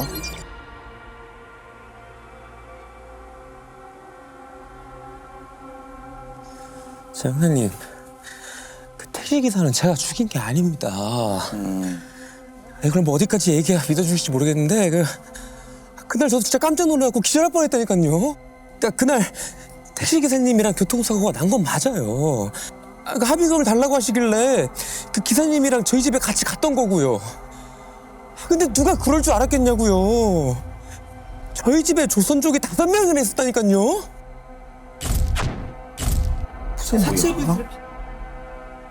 제 사채 빚을 받으러 왔다면서요. 뭔 소리야. 택시기사님이 저희 부모님인 줄 알았는지 갑자기 막 그놈들이 막 기사님한테 달려들어가고 막 사정없이 주먹으로 막 때리는데 가만히 있다간 저도 죽을 것 같더라고요. 그래서 저는 그냥 도망쳤을 뿐이고요. 에? 진짜 그게 다예요. 믿어주세요 제발. 어우 소름 끼쳐. 휴지 좀 주세요. 이렇게 울면서 진술한 거예요? 감사합니다. 왜 울어요? 이렇게 써 있어갖고 한 거예요. 눈물이 흘렀다라고 돼 있어요? 흑흑해요 흑흑하게. 그러니까 이렇게 이경 씨처럼 울면서 이렇게 진술했다고요? 예. 맞습니다. 그때 제가 이기영 집에 남아 있었는데요. 여성한테 전화 받고 CCTV를 확인했더니 20일 밤에 그 집에 들어간 거는 이기영과 택시기사님 뿐이었고 나오는 사람은 이기영밖에 없었습니다. 애초에 믿지도 않았지만 CCTV 확인했다고 하니까 한술 더 뜨는 겁니다. 이기영 집이 5층이었는데 조선족들이 아파트 외벽을 타고 올라가서 CCTV에 안 잡힌 걸 수도 있다고 했습니다. 아이 그냥 뭐 막 던지는. 그럼 나갈 때도 벽 타고 나갈 때도 나갔다는데? 벽 타고 나간 거죠. 5명이. 아니면 뭐 위에 헬기가 떴겠죠. 아파트 위로 옥상에 헬기가 와서 데리고 갔겠지 뭐. 어쨌든 말도 안 되는 얘기를 늘어놓으니까. 그러니까 말도 안 돼. 자기가 한 거짓말이 안 먹히는 것 같으니까 언제 그런 듯이 다시 또 눈물을 딱 그치고 담배 한 대만 달라고 하는 겁니다. 얘기하면은 주겠다고 했더니 살인을 인정했는데 이번엔 우연한 사고였다고 주장했습니다. 택시기사님이 교통사고 합의금으로 1,400만 원을 달라고 해서 자기가 가진 돈이 230만 원 뿐이라고 했더니 뭐 애미애비 없이 혼자 사는 놈이라고 욕을 해서 홧김에 손에 잡히는 대로 뭔가를 던졌는데 그게 마침 아령이었다고 했습니다. 참 이거 참 아까 그 접촉사고를 봐서 알겠지만요. 그 밤에 저런 접촉사고 났다고 어느 누가 1,400만 원을 먹을 합의라는 말도 안 되는 소리지 애초에. 아유, 차를 새로 사달라는 거지. 저건 저렇게 무리한 요구를 했을 일도 없고. 없어요. 말도 안 되는 게 그때 이기영 통장에 확인해 보니까 17만 원밖에 없었거든요. 그래서 무슨 돈으로 합의하려고 했냐고 했더니 자기 할머니 건물 창고에 몰래 숨겨둔 4억이 있다는 헛소리를 했었습니다. 창고에 돈이 있는데 집으로 데려간 자체가 말이 안 됐지만 이것 때문에 저희가 창고까지 정말 확인해야 했었고요. 역시나 말짱 거짓말이었습니다. 저희가 그때 신고자였던 이기영의 여자친구도 참고인 신분으로 조사를 했었는데요. 얘기를 들어보니까 예상과 한 채의 오차도 없이 20일 날 이기영이 또 음주운전을 한 상황이었습니다. 2주 전에 신고했던 데이트 폭력 때문에 여자친구가 부모님 집으로 가버리자 그날 여자친구 부모님까지 모시고 다시는 그러지 않겠다며 사죄를 한 자리에서 혼자 고량주 2병을 마셨다고 했습니다. 여자친구는 음주운전을 말리다가 화가 나서 부모님이랑 집으로 가버렸다고 했고요. 예, 네 번째 음주운전으로 2021년 6월에 출소를 한 상황이었는데요. 출소 후 3년까지 누범 기간이어서 또 적발되면 가중처벌을 받게 돼 있었습니다. 신고도 못하게 하고 거액의 합의금으로 합의를 하겠다면서 택시기사님을 유인했던 거네. 그렇죠. 유인한 거죠. 네. 이기영이 택시기사님하고 집으로 들어간 시간을 확인해 보니까 20일 밤 11시쯤이었는데요. 사망 직후 휴대전화 잠금 장치를 모두 풀어서 마치 자기 전화인 양 대출을 받고 택시 기사님이 저 아내분한테 계속 문자도 보낼 수 있었던 겁니다. 대출까지는 3시간도 채 걸리지 않았습니다. 자기 폰인 양 그냥 썼구만. 야, 3시간 만에 그 대출도 그렇게 받고. 일단 음주운전을 감추기 위해서는 교통사고 피해자인 지금 택시 기사님을 어떻게든 영영 입을 닫아야 된다는 생각밖에 없었을 것 같아요. 이후에 이제 대출까지 이렇게 순식간에 막 이어졌던 것은 기존의 범죄가 계속 이어져 왔기 때문에 가능하지 않았나 하는 생각이 듭니다. 아. 맞습니다. 이 자칫하면 암수 범죄가 될 뻔한 그 전 여자친구의 살인도 대출로 마무리했을 것으로 수사팀은 예상을 합니다. 그렇죠. 그러니까 전 여친도 살해 후에 그렇죠. 대출을 그 여자친구 명의로. 근데 이건 어떻게 드러난 거예요? 신고자인 여자친구가 이기영을 50대 사업가로 알고 있는 게 좀 이상해갖고 뭘 보고 대체 그렇게 생각했냐고 물었더니 뭐 큰 돈을 척척 쓰는 데다가 사업용으로 휴대폰이 한 대가 더 있는데 이기영이 그 한 대를 절대 보여주지 않는다는 겁니다. 그래서 그 말에 좀 수상한 생각이 들어서 그 전화기를 압수해가지고 확인해 보니까 웬 중년 여성이 명의로 돼 있었습니다. 그 이기영이 거주했던 집 주인과 휴대폰 명의자가 같은 이름이었습니다. 아니 그러면은 그 전 여친을 살해하고 대출도 받고 그 집에 사유까지 한 자기가 거예요? 죽인 그 전 여친의 집에 살았던 거예요? 오. 야, 기가 막히다 이거. 참. 집안을 저희가 다시 한번 자세히 둘러보니까 이 신고자인 여자친구가 썼다고 하기엔 좀 꽤 나이 같은 중년의 여성들이 쓸 법한 물품들이 눈에 들어오는 겁니다. 그래서 그 여자친구한테 당신이 쓰던 거냐라고 이제 물어봤는데 남자친구 집에 처음 갔을 때부터 집에 있었던 물건이라고 했었습니다. 본인도 이상해서 이기영한테 누구 거냐고 물어보니까 본인의 딸 거라고 했다고 합니다. 딸이요? 아, 이기영한테 딸이 있었어요? 확인해보니까 딸은 전혀 없었고요. 이기영이 2018년에 결혼을 한번 하긴 했었는데 2년 만에 이혼을 했었습니다. 그 사이에 자녀는 없었고요. 이기영이 집주인인 전 여자친구랑 살면서 당시 지인들에게 남자친구라고 소개하고 다녔는데 둘이 20살이나 나이 차이가 나니까 스스로를 50대라고 하고 다녔던 거였습니다. 주변에서 이미 50대라고 알고 있으니까 새 여자친구에게도 그냥 50대라고 거짓말을 한 거였고요. 아 근데 어쩌다가 그 50대인 여성과 30대인 이기영이 만나게 된 걸까요? 이기영 말로는 2017년 겨울쯤에 술집에서 손님과 종업원으로 처음 만나서 애인 사이로 발전했다고 했습니다. 같이 살기 시작한 건 2021년 12월이었고요. 근데 아까 2018년도에 결혼했다고 하지 않았어요? 2년 살았고. 2년 살았고? 참. 그러니까 지금 이게 시기적으로 연인으로 지내고 있었는데 갑자기 결혼을 다른 사람이랑 한 거예요. 그렇죠. 그러다가 이혼하고 나니까 지낼 곳이 필요했겠죠? 그러니까 다시 이 집으로 기어들어온 모양인데? 대체 언제 그런 거래요? 수사 초반에는 정확히 알 수가 없었습니다. 당시 추정으로는 4개월 전인 8월 초로 예상됐습니다. 4개월 전? 전 여자친구 앞으로 대출을 받은 게 있었는데 그게 8월 4일이었고요. 바로 전날 수도를 한꺼번에 대량으로 사용된 게 확인이 됐는데 전달에 비해 한 5배 정도 이상 썼던 상황이었습니다. 그래서 저희는 범행을 8월 3일에 저지른 것으로 추정했었습니다. 아휴, 뭐 피를 물로 다 씻어냈다는 거네. 그렇죠. 맞습니다. 근데도 이기영은 여자친구가 헤어지자고 하면서 그 집을 자기한테 주기로 하고 지방에 일을 하러 가겠다며 갑자기 떠난 거라고 주장했습니다. 전 여자친구의 예금이며 대출받은 돈까지 해서 이기영 수중에 넣은 돈만 약 5,500여만 원 정도 됐고요. 그것도 평소에 자기가 생활비로 쓰려고 줬던 걸 돌려받은 거라고 주장했습니다. 어딘가 좀 이상하지 않습니까? 그 4개월 전인 8월부터 전 여자친구가 감쪽같이 사라졌는데 왜 그동안 그 여인의 죽음을 아무도 눈치채지 못했던 건지. 어떻게 된 거죠? 당시에 저희가 그분의 휴대전화에 저장되어 있는 사람들 129명 정도를 이제 전부 일일이 확인했었는데 7월 말부터는 그 여성분과 통화한 사람이 한 명도 없었습니다. 가족을 만나서 이제 얘기를 들어보니 사연이 정말 이제 딱했습니다. 저희가 오빠란 분을 만났는데요. 알고 보니 친형제가 아니었습니다. 갓난아기 때 집 앞에 버려져 있던 업둥이였다고 했고요. 아이고. 어머니가 돌아가신 이후에 형제들과 거의 연락을 하지 않았는데 그나마 연락이 닿았던 오빠와도 그해 2월에 만나서 밥 한 끼 먹은 게 마지막이었습니다. 아이고. 그때 동생이 젊은 남자 같이 산다는 얘기를 얼핏 들었다고 했고요. 이거 진짜 아무도 몰랐겠는데. 근데 그게 저희한테 아주 큰 숙제가 됐습니다. 이경 집에서 살해된 택시기사님과 이경의 당시 여자친구 외에 4명의 DNA가 나왔는데요. 딱 1명의 DNA가 대체 누구 건지 확인이 안 되는 겁니다. 4명께 더 나왔어요? 3명은 이기영의 지인으로 생존이 확인됐는데요. 유일하게 정체를 알 수 없는 불쌍의 DNA 하나가 사망한 걸로 추정되는 여자친구 DNA 같았습니다. 근데 맞춰볼 수 있는 가족이 없어서 살해된 것조차 입증할 방법이 없는 상황이었습니다. 가족도 없어. 그게 딱하네요, 진짜.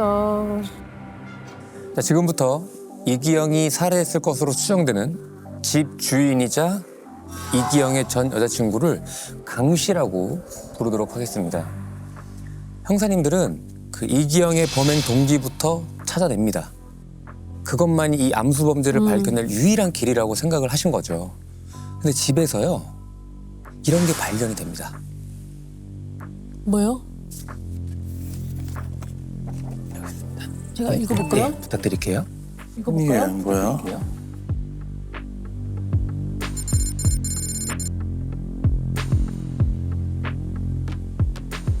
계약서. 나 이기영은 갑 강땡땡에게 3억 5,600만 원을 3월 30일까지 지급하겠습니다. 그리고 지장이 찍혀 있어요. 아니 지금 3억 5,600만 원을 빌린 거예요? 여자친구 강 씨한테? 지금 그래서 계약서 있는 거 아니에요 지금? 3억 5,600만 원. 돈 때문에 갈등이 있었던 건가? 당연히 약속을 못 지켰을 것이고 강 씨가 돈에 대해서 그래서 언제 갚을 거냐라고 하니까 강 씨를 죽인 거 아닐까요? 이거는 완전 확실한 범행 동기가 있잖아요. 그렇죠. 명확하죠. 완전한 범행 동기잖아요 이게. 근데 여기에 생각지도 못한 반전이 숨어 있었습니다. 여기 찍혀있는 지장을 국과수에 맡겨보니까 지장 둘 다 이기영 걸로 나왔습니다. 둘 다요? 둘 다요?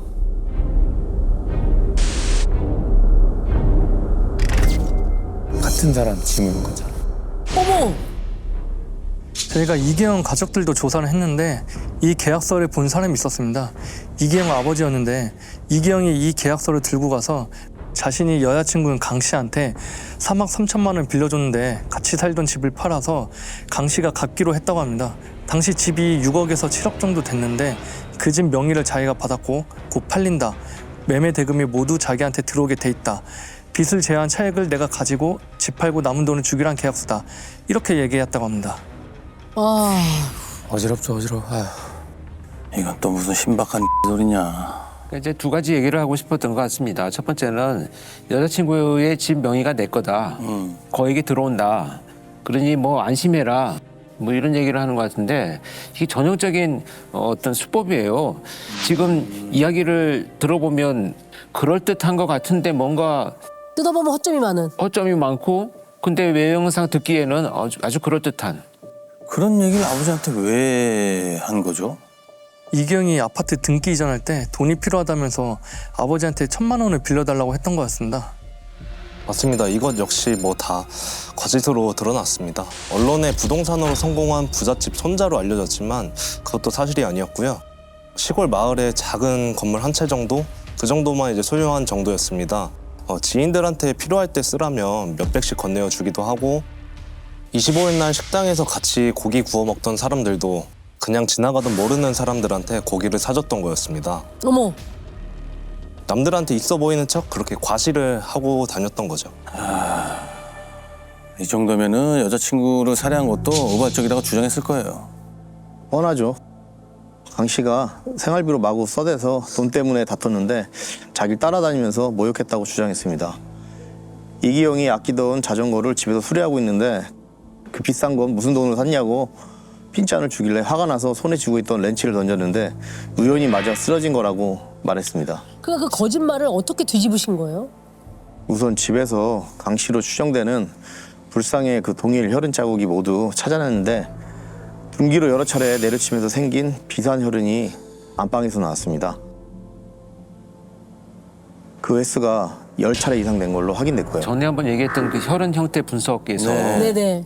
범행 도구에 묻어 있는 피가 휘두를 때 나타나는 것을 가지고 분석하는 휘두름 혈흔이라 그래서 네. 과학적으로 증명하고 있는 거죠. 사건 발생 이후 거의 한 4개월 이상 지난 상황이었지만 시신의 일부라도 찾으면 살인을 입증할 수 있을 것 같아서 시신 찾는 데 주력을 했는데 그때 이기영이 저희 수사팀한테 마지막 선물이라며 안매장 장소를 얘기하는 겁니다. 시신을 유기했을 것으로 추정되는 날짜가 8월 4일이었는데 이기영의 이동 동선과도 맞아떨어지는 곳이었고요. 선물을 마지막 준다고요? 선물? 꼭 말을 해도 이렇게 야 믿지도 않지만 일단 거기가 어디였습니까? 파주 소재 공릉천 하부에 있는 낚시터 인근이었는데요.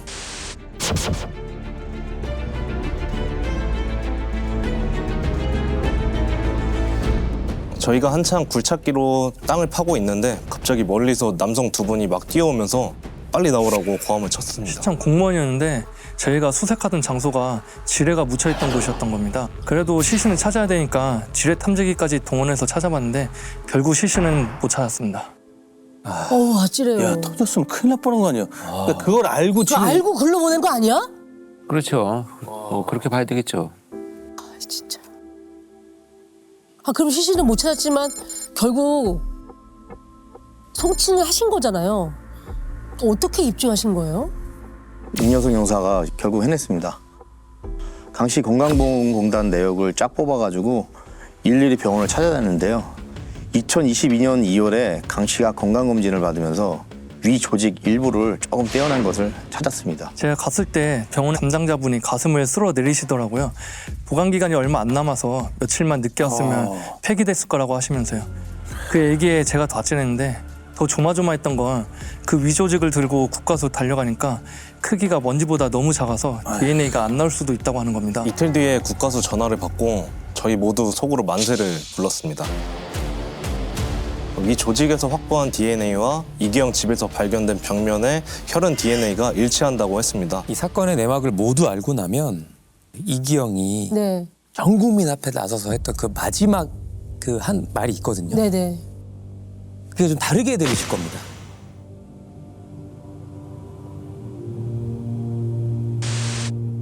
야, 저 때 진짜 뭐 희대의 사건이라 취재 열기도 대단했어요. 그렇죠.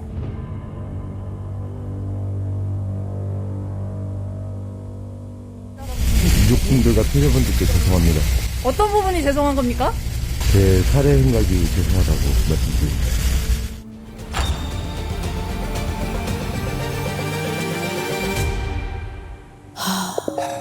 재판 결과를 알고 있습니다만, 네. 다시 한번 들어보죠. 얼마였죠?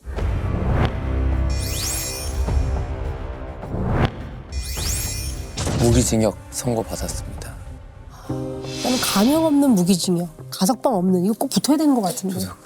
그럼 지금 안에서도 교도소 안에서도 지금 엄청 사기치고 돌아다닐 텐데 수험사선으로. 계속 거짓말하고 다니겠죠. 맞아요. 거짓말하고 다니겠죠. 사건이 발생한 건 2007년 7월 1일 일요일이었습니다. 비가 억수같이 내리던 새벽 3시 4분경에 112로 신고가 들어옵니다. 여기 남동 고가 밑인데요. 저거 칼 같은데? 사람 배에 칼이 꽂혀 있어요. 피가 막 쏟아져요. 그 앰뷸런스랑 빨리 좀 오세요. 어떻게 된 거야? 배에 칼이 꽂힌 장면을 지금 보고 신고를 하신 거예요? 신고자분도 놀라셨겠어요. 많이 놀랐을 이게 무슨 거고. 일이에요? 신고자는 누구였나요? 택시 기사였습니다. 신고자가 말하는 남동 고가가 제2경인고속도로인데요. 그 아래에 왕복 8차선 도로가 있었거든요. 그 인도가 있긴 해도 인적이 거의 없는 곳이었습니다. 주로 차량 통행이 많고 새벽 시간에는 택시 기사들이 잠깐 졸음을 쫓고 가기도 하는 장소인데요. 신고자도 잠시 쉬려고 차에서 내렸다가 인도 위에 쓰러져 있는 피투성인 남성을 보고 신고한 상황이었습니다. 잠깐 쉬려고 정차를 했다가 우연히 발견하신 거구나, 택시 기사님이. 네. 아니 근데 왜 그 새벽에 8차선 도로 그 옆 인도에 칼을 꽂힌 채로 쓰러져 있었던 거죠? 그러게요. 새벽 시간에 그런 데서 강도를 만났을 리도 없는데. 피해자의 상태는 어땠나요? 당시 수사했던 기록엔 피해자가 가로등 아래에서 하늘을 보고 누워 입술을 꽉 감은 채로 이미 사망해 있었다고 돼 있었습니다. 실제로는 배에 칼이 꽂혀 있지는 않았고요. 겉옷이 벗겨져 런닝 셔츠만 입은 상태였고요.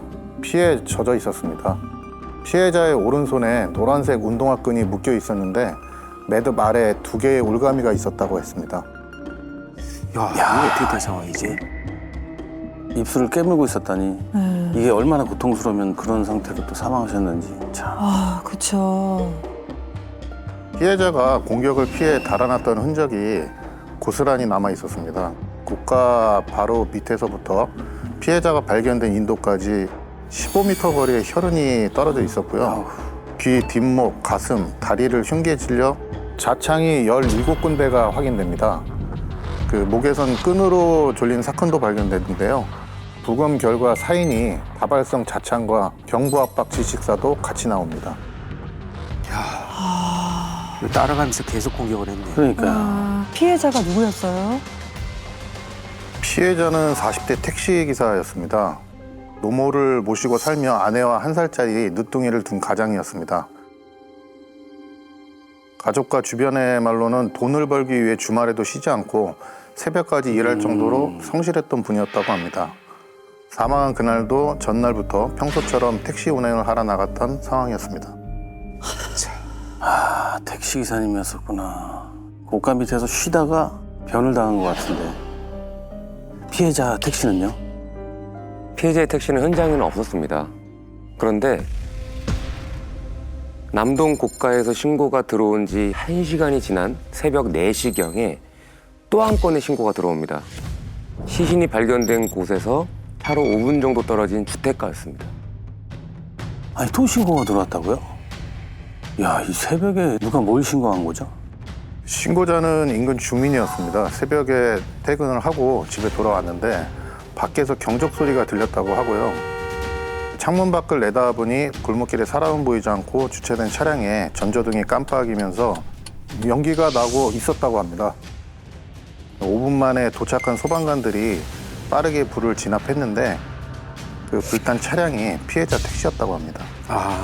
택시. 그런데 범인의 의도대로 되지는 않았습니다.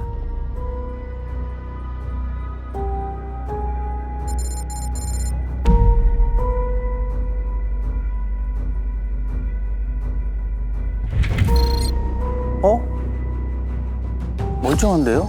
이게 겉에서 보면 화재 차량이 맞나 싶을 정도로. 네, 깨끗한데?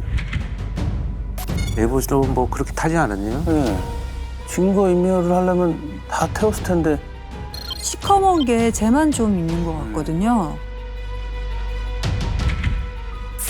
아, 뒷좌석에다가 불을 질렀네. 히트가 많이 탔네. 네.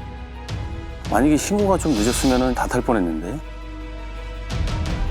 당시 출동했던 소방관들에 의하면 뒷좌석 바닥에서부터 불이 붙은 걸로 보였는데 차 문이 모두 닫혀 있어 자연 소멸 중이었다고 합니다.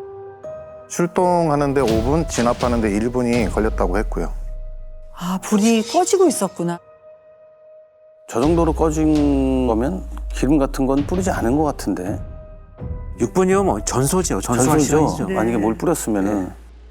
네, 인화성 물질은 없었습니다. 당시 수사팀은 뒷좌석 시트 옆에 있던 종이를 일부 찢어 라이터로 불을 지른 걸로 추정했는데 불쏘시개로 쓴 게 차량 설명서였습니다. 굉장히 다급한 상황인 것 같은데요. 택시 안에 있던 걸로 급하게 불을 질렀던 것 같은데. 네. 주택가에서 경적에 전조등을 누른 것도 그렇고. 약간 뭔가 어설픈데. 택시 강도인가? 없어진 건 확인이 됐나요? 동전통에 동전은 몇 푼 남아있고 지폐는 없었다고 합니다. 운전석 손잡이에 1,000원짜리 지폐 4장이 뭉쳐진 채 끼워져 있었는데 그건 범인이 못 봐서 가져가지 못했던 것 같았습니다. 택시 안이나 피해자가 입고 있던 옷에서 지갑이 발견되지 않았는데 지갑 안에 카드가 있었다고 하더라고요. 그래서 계좌 내역을 확인해 봤지만 인출한 기록은 없었다고 합니다. 지갑을 가져간 거면은 택시 강도가 맞았네요.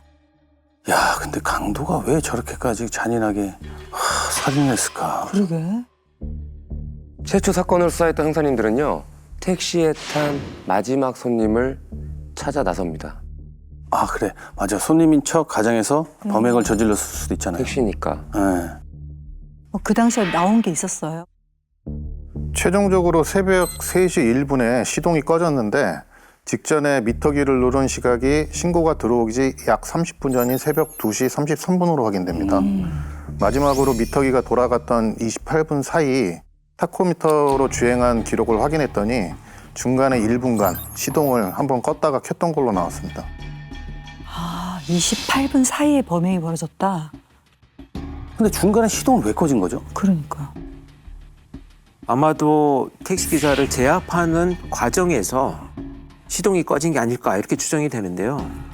1분이면 상당히 짧은 시간이에요.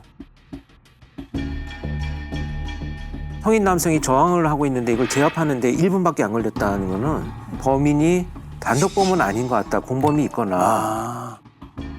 맞습니다. 1분 하면 굉장히 짧은 시간이죠. 택시의 시동이 완전히 꺼진 후에 택시가 발견된 곳에서 100m 정도 떨어진 한 CCTV에 분주한 움직임이 포착이 됩니다. 분주한 움직임?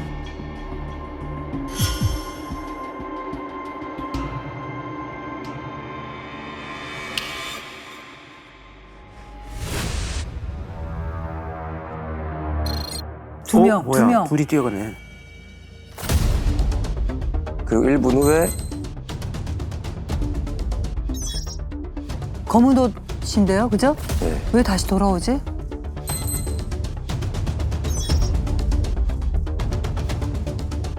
검은 옷 남자만 혼자 계속 왔다 갔다 하네요, 지금. 왜 이렇게 왔다 갔다 뛰어다니는 거지?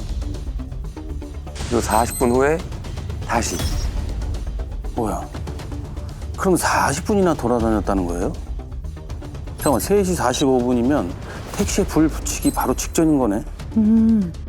그렇죠. 비가 많이 오고 흐릿해서 얼굴을 확인할 수 없었지만 비 오는 새벽에 우산도 없이 40분간 뛰어다닌 걸로 봐서는 용의자로 추정됐습니다. 아, 그러네요. 그러니까 그 새벽에 뭐가 그렇게 급해서 뛰어다녔겠어. 근데 저걸로는 누군지 찾아내기가 어려울 것 같은데.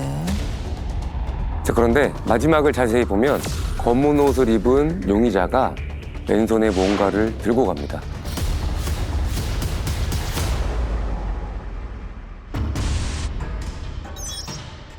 이거 뭐야? 아, 뭐야? 이렇게 봤으면 전혀 모르겠는데.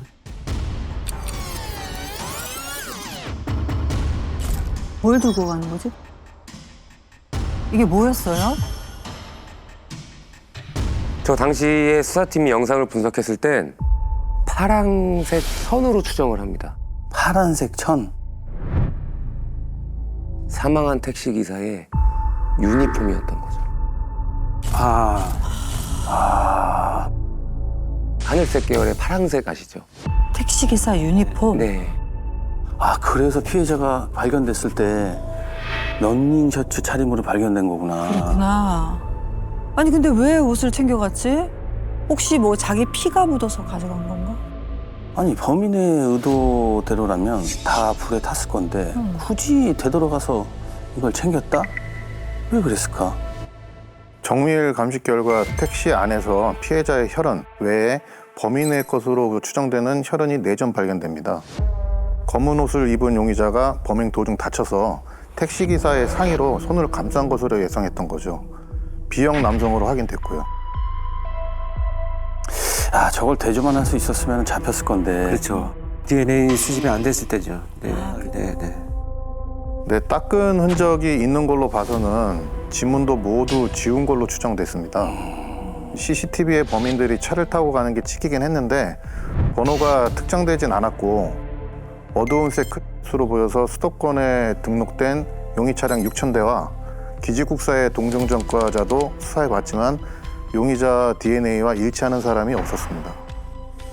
용의 차량의 크레트였다. 근데 그것도 이제 추정일 뿐이고 네. CCTV로는 잘 안 보였을 테니까요. 그렇죠. 그러면 혈흔 말고는 뚜렷한 증거가 없었던 상황이네요. 야, 그래서 그 당시에 수사가 막히면서 미제 사건으로 남았나 보네요. 이렇게요. 12년이 흘렀습니다.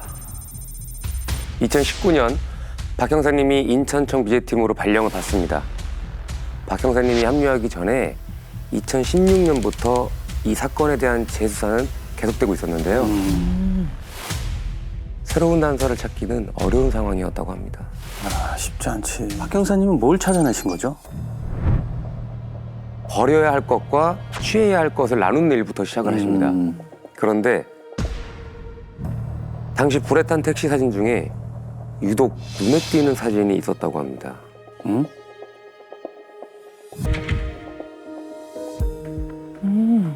주소 글러브 박스 아니에요? 네. 맞습니다. 이거는 운전자 옆에 콘솔 박스. 저게 왜요? 이 사건뿐만 아니라 다른 미제 사건들도 있었기 때문에 여러 사건들을 돌아가면서 서류를 들여다봤는데 2년간 계속 반복해서 보다 보니까 이 사진이 계속 눈에 걸리는 겁니다.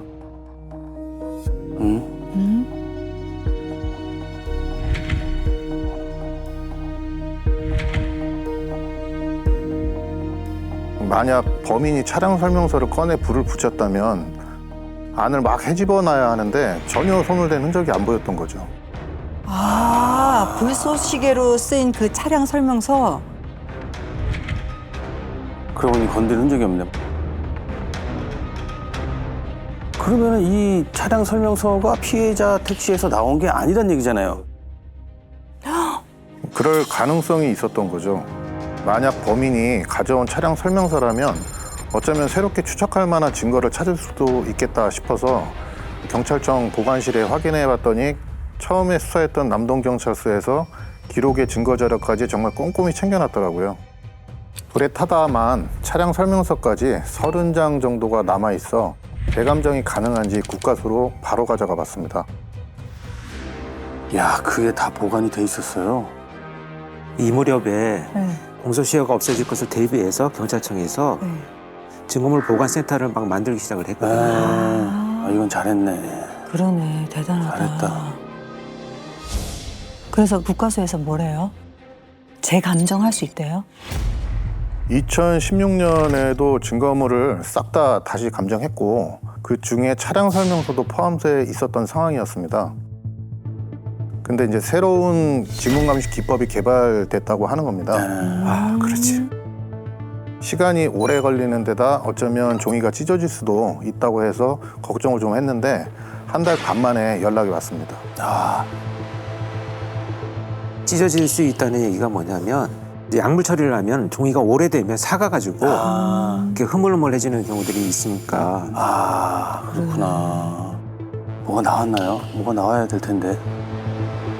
다행히 종이가 찢어지진 않았고요. 그동안 나오지 않았던 쪽지문 3점이 확인됐습니다. 와. 그때부터는 대조할 지문만 찾으면 되는 상황이었습니다. 아니, 근데 용의자가 있어야 지문을 뭐 대조를 하든가 할 거 아니에요? 그러니까.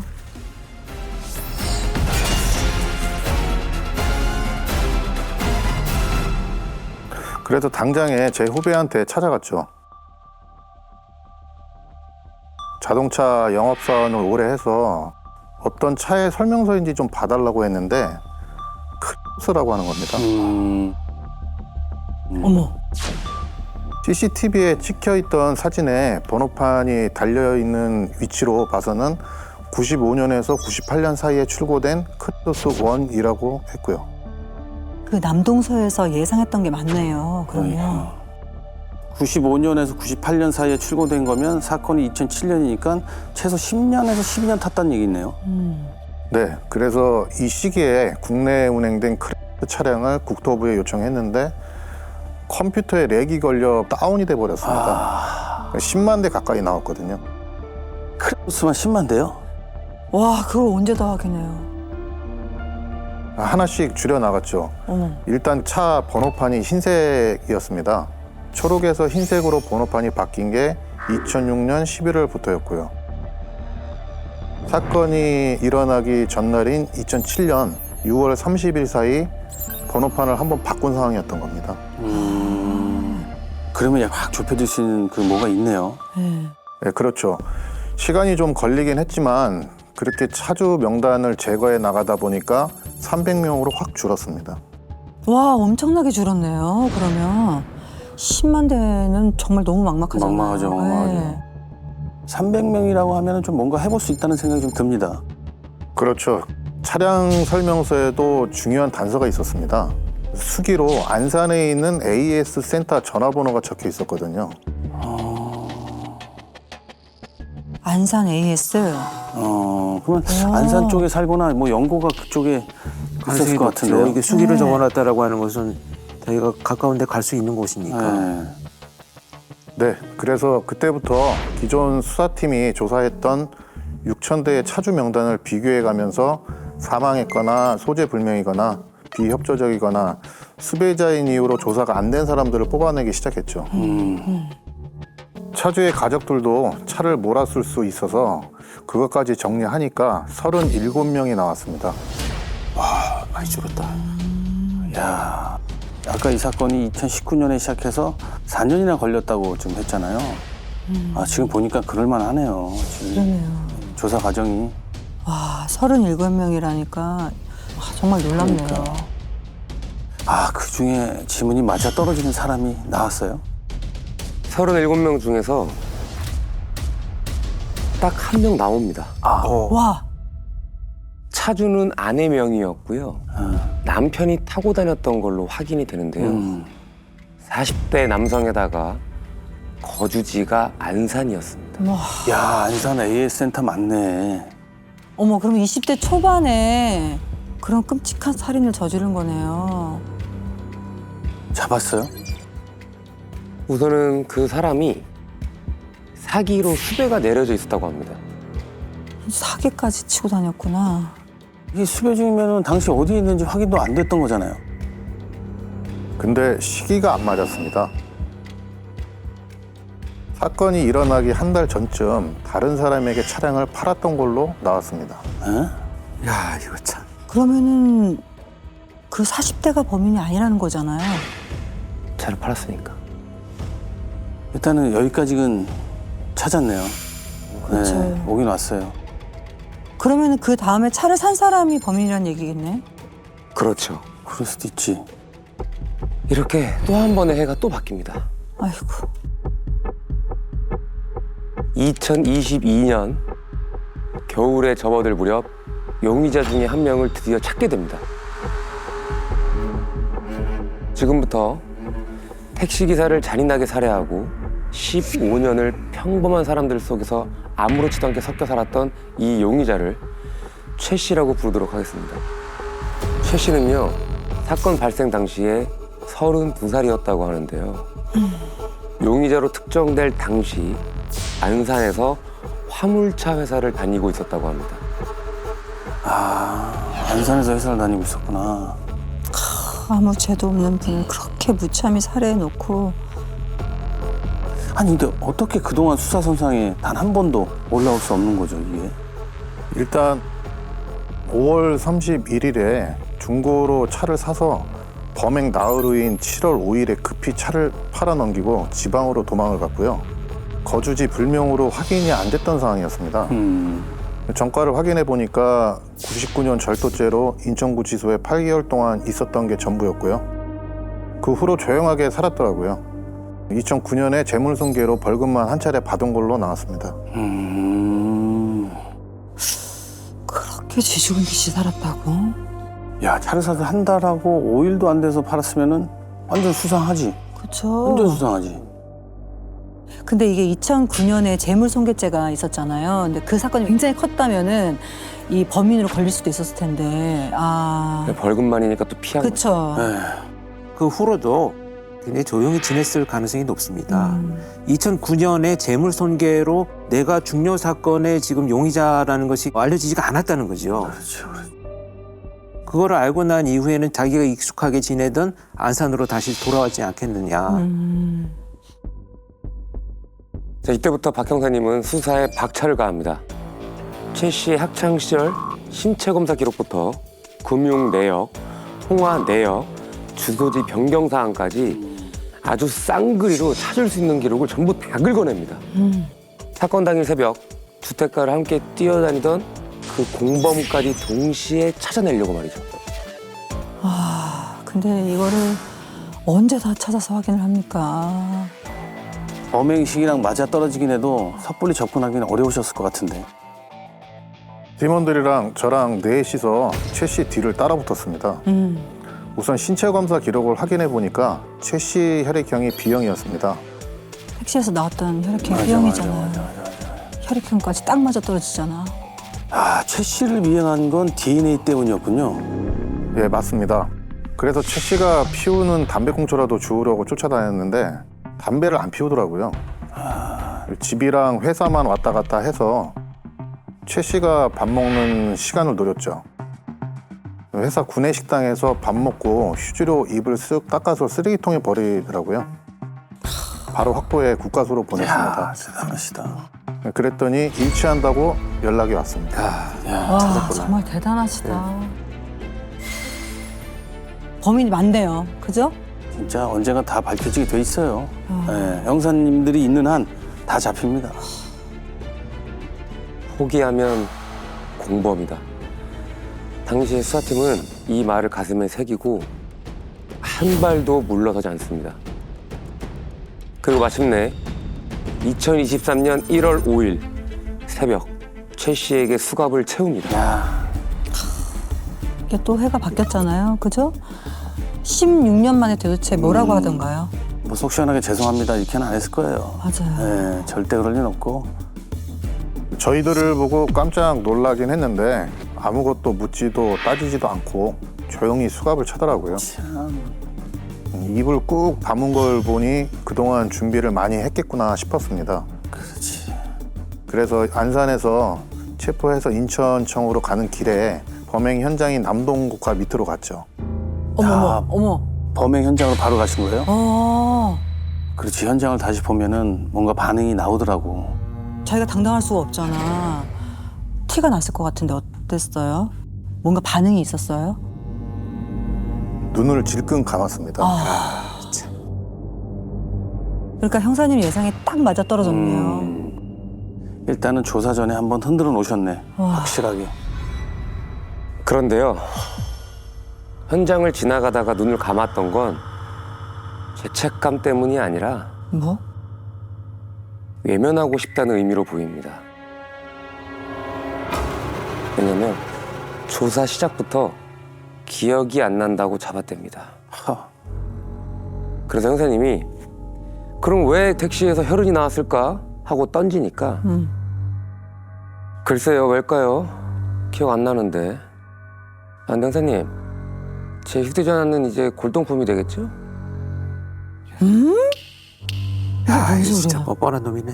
휴대전화가 골동품이 되다니. 이게 뭐야? 뭐 이제 교도소 가면은 못 나오니까 골동품 되는 거 아니냐? 뭐 이런 뜻인가? 뭐 자포자기다, 다 끝났다 이런 의미로 해석이 되긴 하는데요. 공범이 아직 안 잡혔잖아요. 그래서 살인에 대해서는 아마 끝까지 부인을 할 것이다 이렇게 예측이 되는데 골동품이 된다라고 하는 의미는 뭐냐면 형사들한테 이제 메시지를 주는 거예요. 내 전화기 정말 골동품 돼서 필요 없어지기 전에 공범 수사를 빨리 더 해라. 이런 오만함을 보여주는 거죠. 야, 정말 어이가 없네. 정말 어이가 없네. 진짜 황당한 놈이네. 일단 공범도 찾고 계셨잖아요 그때. 잡으셨죠? 네, 최 씨보다 한 살 많은 같은 교도소 출신이었는데요. 출소 후에 행적을 보니까 최 씨랑 늘 같이 다닌 게 확인됐습니다. 이사를 가도 같은 동네로 가고요. 그래서 저희가 최 씨를 검거하기 전에 지인들을 싹 불러가서 CCTV를 보여줬는데 지인들이 다들 최 씨랑 그 공범을 한눈에 알아봤습니다. 지켜보니까 도망도 안 가고 집 밖으로 거의 나오질 않았더라고요. 그래서 POT 검사를 준비해놓고 조용히 서로 불렀죠.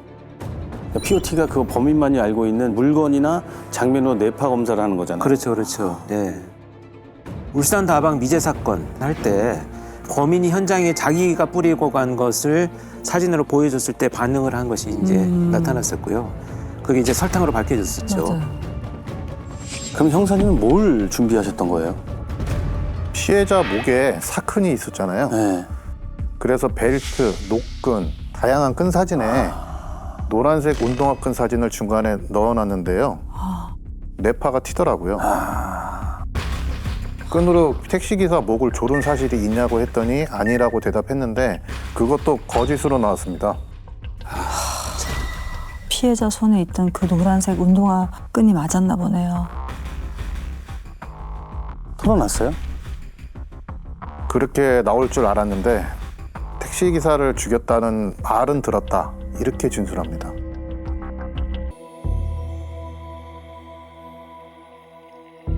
정식으로 최 씨의 구강 세포를 채취해 국가수로 보냈는데 DNA가 일치한다는 결과가 나왔는데도 부인했습니다. 게다가 CCTV에 찍힌 검은 옷을 입은 쪽이 최 씨인 것 같았는데 끝까지 자기가 아니라고 했습니다. 야, 그 택시 기사님 유니폼 감고 있었던. 네. 근데 그걸 어떻게 하신 거예요? 왼손 중지에 3cm 정도 찢어진 상처가 있었습니다. 언제 다친 거냐고 했더니 10대 때 고시원에 살았는데 창문이 깨져서 다쳤다. 그때 치료를 받질 않아서 아직 상처가 남아있는 거다. 이렇게 진술했습니다. 야, 10대 때 이거 뭐 증명할 수도 없는 얘기를 하네. 참. 근데 16년 전에 다친 게 한 3cm나 남아있는 거면은 굉장히 피도 많이 났을 것 같은데요, 그 당시에. 그죠? 그럼 그 공범을 인정한 게 없었던 거네요? 택시 강도는 인정했습니다. 콘솔 박스에서 현금 6만 원을 훔쳤다고 했고요. 술 마시다가 택시 강도나 한번 해보자 라는 얘기가 나와서 칼이랑 범행 도구도 사고 성인 남자가 들어갈 만한 크기의 이불 가방도 준비했다고 합니다. 택시에 불을 질렀던 동네에 차를 세워두고 둘이 아무 택시나 올라탔다고 했고요. 그렇게 잔인하게 살해한 이유가 뭐랍니까? 왜 그랬답니까? 피해자를 결박해서 가방에 넣고 남동 국감 밑으로 가서 카드 비밀번호를 알아내려고 했는데 피해자가 가방에서 나와 차 문을 열고 탈출했다고 합니다. 그때 최 씨가 쫓아갔다가 잠시 후 돌아왔는데 살해했다는 얘기를 들었다고 공범은 주장했습니다. 아니 그럼 공범은 그 일이 벌어지는 동안 택시에 가만히 앉아 기다렸다는 소리잖아요. 자, 말도 안 되는 소리죠, 이게. 그럴 리가 있나. 네, 끝까지 그렇게 주장했는데 법의학 감정 결과 흉복부 자창이 한쪽 지점에 몰려 있어 누군가 흉기로 찌를 때 누군가는 피해자를 잡고 있어야 했던 걸로 봤습니다. 둘 다 살해 현장에 같이 있었다는 거죠. 그럼 이 둘 중 하나는 칼을 들고 하나는 목을 졸랐을 수도 있는 거네. 맞아요. 아, 정말. 근데 또 강도만 인정하고 살인자는 면하려고 그렇게 머리를 굴리고 있는 거네. 그럼 최 씨가 끝까지 얘기를 안 했나요? 네, 주범인 최 씨는 끝까지 부인했습니다.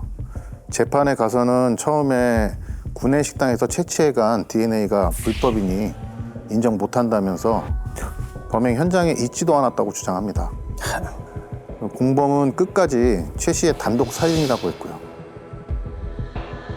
벌써 또 주소들만 있어가지고. 그러니까 범행 저지르고 16년을 붙어 살았지. 아유, 나쁜 놈들. 아니 자기 입에 나온 그 DNA도 부정하면 어쩌자는 거야. 말도 안 되는 소리고, 범행 도구로 이불 가방을 준비한다는 거는 사후에 피해자를 살해하고 처리할 용도로 준비했다, 이렇게 봐야 되는 거죠. 그러네요. 이불 가방까지 왜 준비했나 했는데. 뭐 의기탑에서 해보자 그것도 거짓말 같아. 갑자기 이불 가방이 어떻게 나타나? 말도 안 되는 거지. 치밀하게 준비한 거지. 그렇지. 재판 결과는요? 1심에서는 30년을 받는데요. 최종적으로는 무기징역을 받습니다.